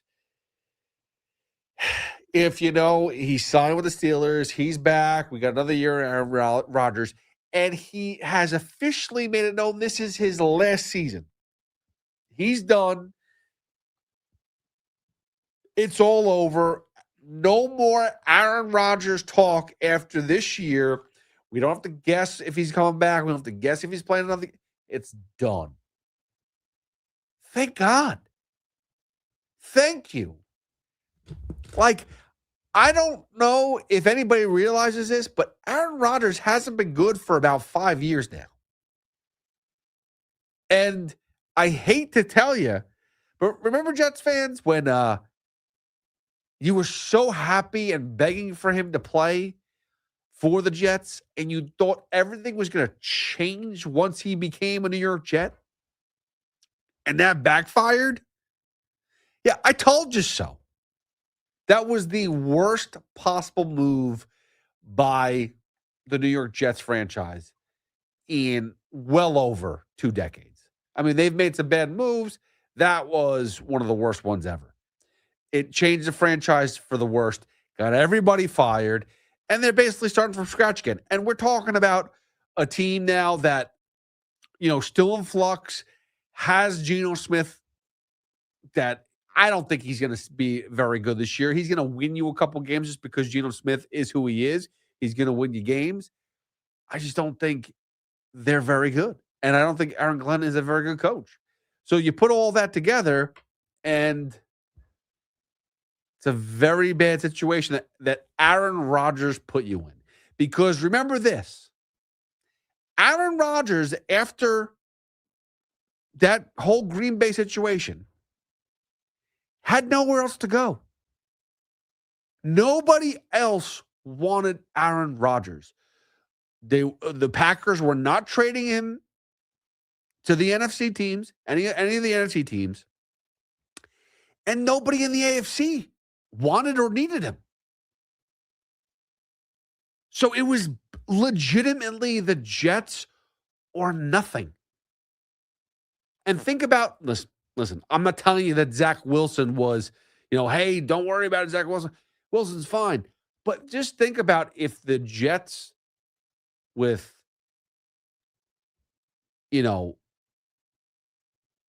Robert Saleh and Joe Douglas just said, you know what? This didn't work out. We need a new quarterback. Aaron Rodgers is out of his prime. Like, he's not going to will us to the playoffs. It's not happening. Though they thought they built a good team, though they thought they had what it took to get to the playoffs with this squad, if they just sucked it up and said, you know what, let's go draft a quarterback, or let's get somebody else, I think it would have been better. I think they would have actually figured it out. But to go to that hack that, who was, I'm sorry, great quarterback for a long period of time, but he wasn't good when he demanded to get out of Green Bay and the Jets traded for him. And that was it. There was nobody else. There was nobody else that was asking for Aaron Rodgers. And he's been doing this now for years. Nobody else wants him. It's been the Jets and the Steelers. That's it. He's not going to the Lions. He's not going to the Bears. He's not going to the Vikings. The Vikings got rid of Sam Darnold, who just won a Super Bowl. They needed a quarterback. They didn't go back to this old fart in Aaron Rodgers. He's done. I'm surprised that the Steelers are saying, we'll bring you back. Let's do it again. Screw it. It doesn't make any sense, but whatever. The saga is almost over with Aaron Rodgers. We're almost done with Aaron Rodgers and his nonsense. And listen, I'm not taking away that he was a great quarterback at one point in time, Super Bowl winning quarterback, MVP, all that stuff. Congratulations. But he is no longer that human being. Can he still play in the NFL? Sure. I've seen many of quarterbacks play in the NFL. He can clearly play quarterback even at this age compared to some of the backups that have been seeing regular reps here and there throughout the past couple of years. So sure, he can get a bunch of games in. But should he really be playing? Should the Steelers really be investing in Aaron Rodgers for one more season? No. Unless they're all good with tanking for this year and next year they draft a quarterback. That's a possibility. It's a huge possibility. 888-808-1019. So I'm happy. Aaron Rodgers is almost gone. I told you so. It was a waste of time for him coming to New York with the Jets. It was the worst move in history, and it's basically set the team back. That was 3 seasons ago. 2 seasons with them. Then he went to Steelers. So 3 seasons. This is going to be the 4th season since then. And the Jets are still scratching their heads. Could have done without Aaron Rodgers to the Jets. 888-808-1019 is Pete Hoffman with you on the Fan for another 15 or so minutes up until Keith McPherson. Let's go to Xander in Fairfield. Xander, what's up, bud? I couldn't agree more about Aaron Rodgers. I think Devontae Adams propped him up for the last couple of years, actually, when he was in Green Bay, and same with the defense. Yeah. But yeah, he's washed up. It was kind of a question mark after the injury whether he'd come back good, but it was a disaster. But I'm calling on the Mets and the Yankees. I'm a huge Mets fan. I think the Yankees have a very amazing, bright future. The Mets, to me, are a bunch of mercenaries, hired-in guns that don't have any chemistry. When they got rid of Alonso, that was a disaster, in my opinion. I don't understand the move, because if you look at his run production year after year, RBI-wise, it's irreplaceable for what was out there and for what we paid for. Yeah. And one thing that I thought is an insane stat, like somebody brought this up to me and I looked into it. Soto, how many walk-off hits, walks, home runs has he had in his career? I don't have that count in front of my face. Do you have it? 0. He has never had a walk-off hit, walk, home run, double, nothing. To me, that is one of the most important parts about getting a player. And that's the reason why I was somewhat excited about Bo Bichette coming to the team, but I was still completely disenfranchised from the Mets when they got rid of Alonso. I was fine with Nimmo leaving. He has McNeil was weirdly, in my opinion, kind of a cancer on the team because he was always so negative after his at-bats. Now, I'm just double checking because that sounds like a ridiculous stat. You said that Juan Soto has never had a walk-off. Walk-off. Okay, this is saying that you're wrong. It says he hit his first walk-off as a Yankee in dramatic fashion on September 12th in 2024, the 10th inning RBI single against the Boston Red Sox. With the Nationals, he delivered a clutch walk-off RBI single on opening day of April 6th of 2021 to secure a win for the Nationals. He did it in the WBC. I'm not even going to count that. But it says at least here he's done it twice. That's insane, though, to me. So then I was given misinformation from the fans. Yeah, how dare your friend give you this information? No, it was off the fan. It was like last year. They're like he had never had maybe it was a walk-off home run, but either or, it was, to me, that's still Nimmo had like 4 walk-off home runs, doubles last year. Your point is he's not clutch. He's not clutch. He has solo home runs. It's insanity when last year when he had only a solo home run until like July. I don't know. I hated the investment in him. I loved what I like about. I don't like the Yankees at all, but what I do like about them is they go with the homegrown fans and they don't trade away those homegrown talent foundation pieces. I don't I don't know who I like on this team. I don't know who to root for. Well, like, I love they've Lindor. basically now Xander. I'm just going to be honest with you. First of all, the Yankees, to be fair, their pitching they always have really good pitching. They always find a way. Whether Luis Hill is not in the mix right now, but they had Severino for a while. Recent, as of late, I feel like the Bronx Bombers were always the Bombers, and that was their weakness. I feel like the Mets always had good foundational pitching, not hitting, and now they have neither. So, well, right, but again, and this is supposed to be, and it is a weird feedback, Xander, so I apologize. I got to hang up here. The Mets, who are you supposed to root for with the young kids? I mean, we don't even know. Morabito, we have no idea who he is just yet. And we know he's good defensively, but we don't really know much about him. AJ Ewing, I know that he had an amazing one game where he hit a home run and a triple, and it was amazing. But he, on the base path, he was supposed to be a speed demon, and he's gotten picked off too much already. I think it's been twice, too many times. Let's put it that way. Benj, it took a month for him to finally start to be able to hit the ball consistently. That's good that he's hitting now, but hell, the first month of the season was awful, and Carson Benj was in the middle of it. Not for nothing, but Mark Vientos and Brett Beatty, they suck. And I mean to be nice about it, but they do. Beatty's a better defensive player than Vientos. Okay, fine.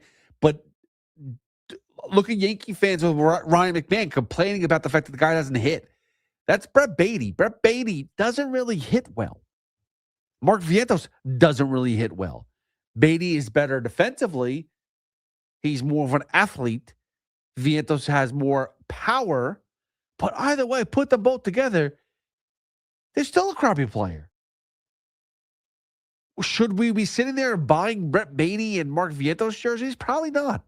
Right now, and I'm being honest here, and I haven't really talked about this. Thank God my kids aren't Mets fans, because there'd be an issue. If my kids were like, hey, Dad, I want a Met jersey and I want to get X player, I'd say no. Unless it's Juan Soto or Lindor. And even those guys, I don't think are as safe as we make them out to be. I think Lindor could be traded at any point in time, sooner than later. And I think Soto is going to opt out in 3 years. And once he does that, rather than Steve Cohen and David Stern say, oh, yeah, no, don't worry. We're just going to pick up your options and give you $5 million more a year. I think they're going to say, go try to get that money somewhere else. Good luck. I think he's gone. I wouldn't buy a jersey with a name on the back of it, because I don't know who's going to be here. Bo Bichette? Bo Bichette's going to opt out of his contract after this year. Marcus Semien, you don't want that. Again, Brett Beatty and Mark Vientos, they're not any good. I can't see them staying here much longer because they're not good. I'm not telling you that people are going to trade for them. I'm just saying they're not good and they can't be playing here for a long time. Maybe Carson Benj, but who knows? We're still years away from that. So I don't know what jersey. Freddie Peralta? They're doing a bobblehead giveaway for him and a jersey giveaway for him sometime in August. I wouldn't show up to the game. I tell him, you know what? Keep the bobblehead. Because guess what? I'm sure that by August, Freddie Peralta will be in a different uniform. What are we going to do with this now?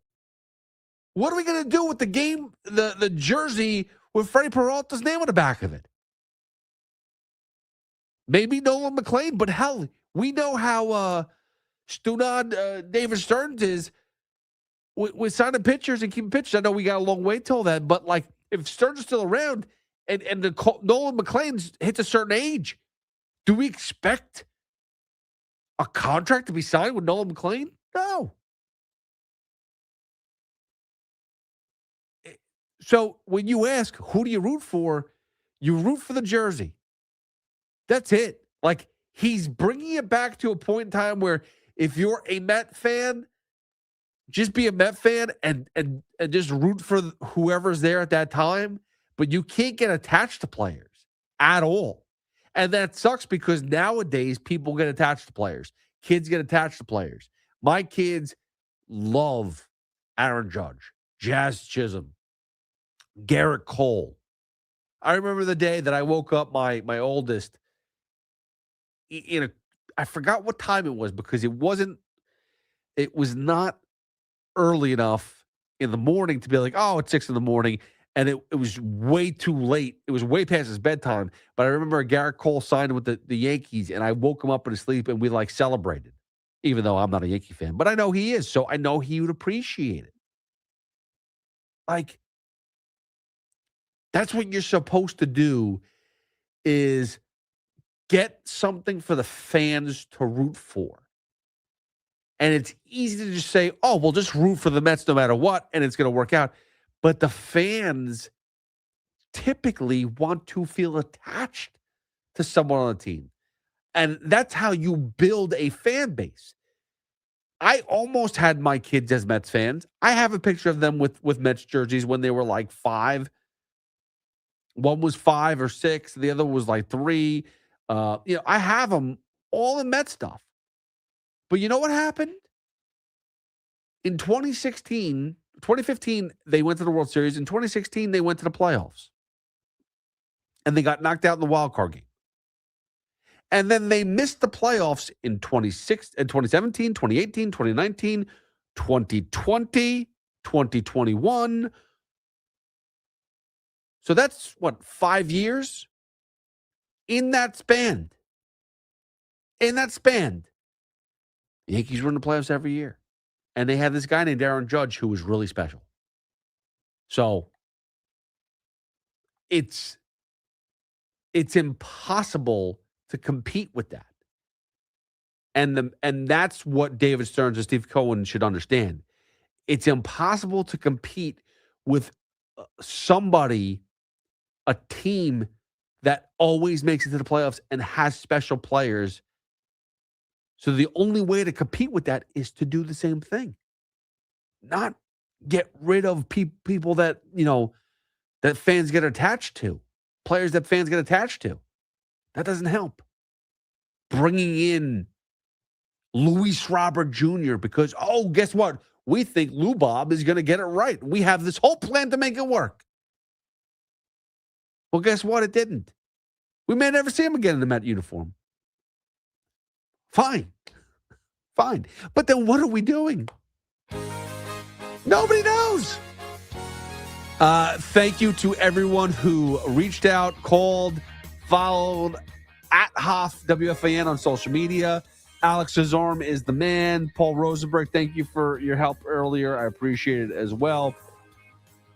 I'll be back on Tuesday with the Carton Show with Chris McMonagle, as that's when we will return.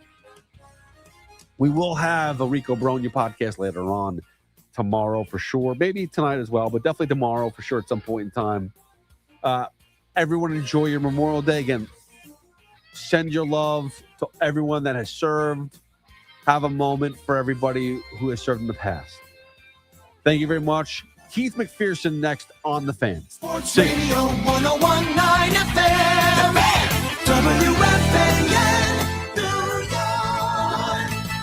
Go with the pros at H.L. Grossen Pro Jewelers in Garden City. For over 100 years, 5 generations of New Yorkers have trusted H.L. Gross to come through in the clutch with the perfect engagement ring. No pressure, no rookie mistakes, no getting played on price. Just honest guidance, real education, and a team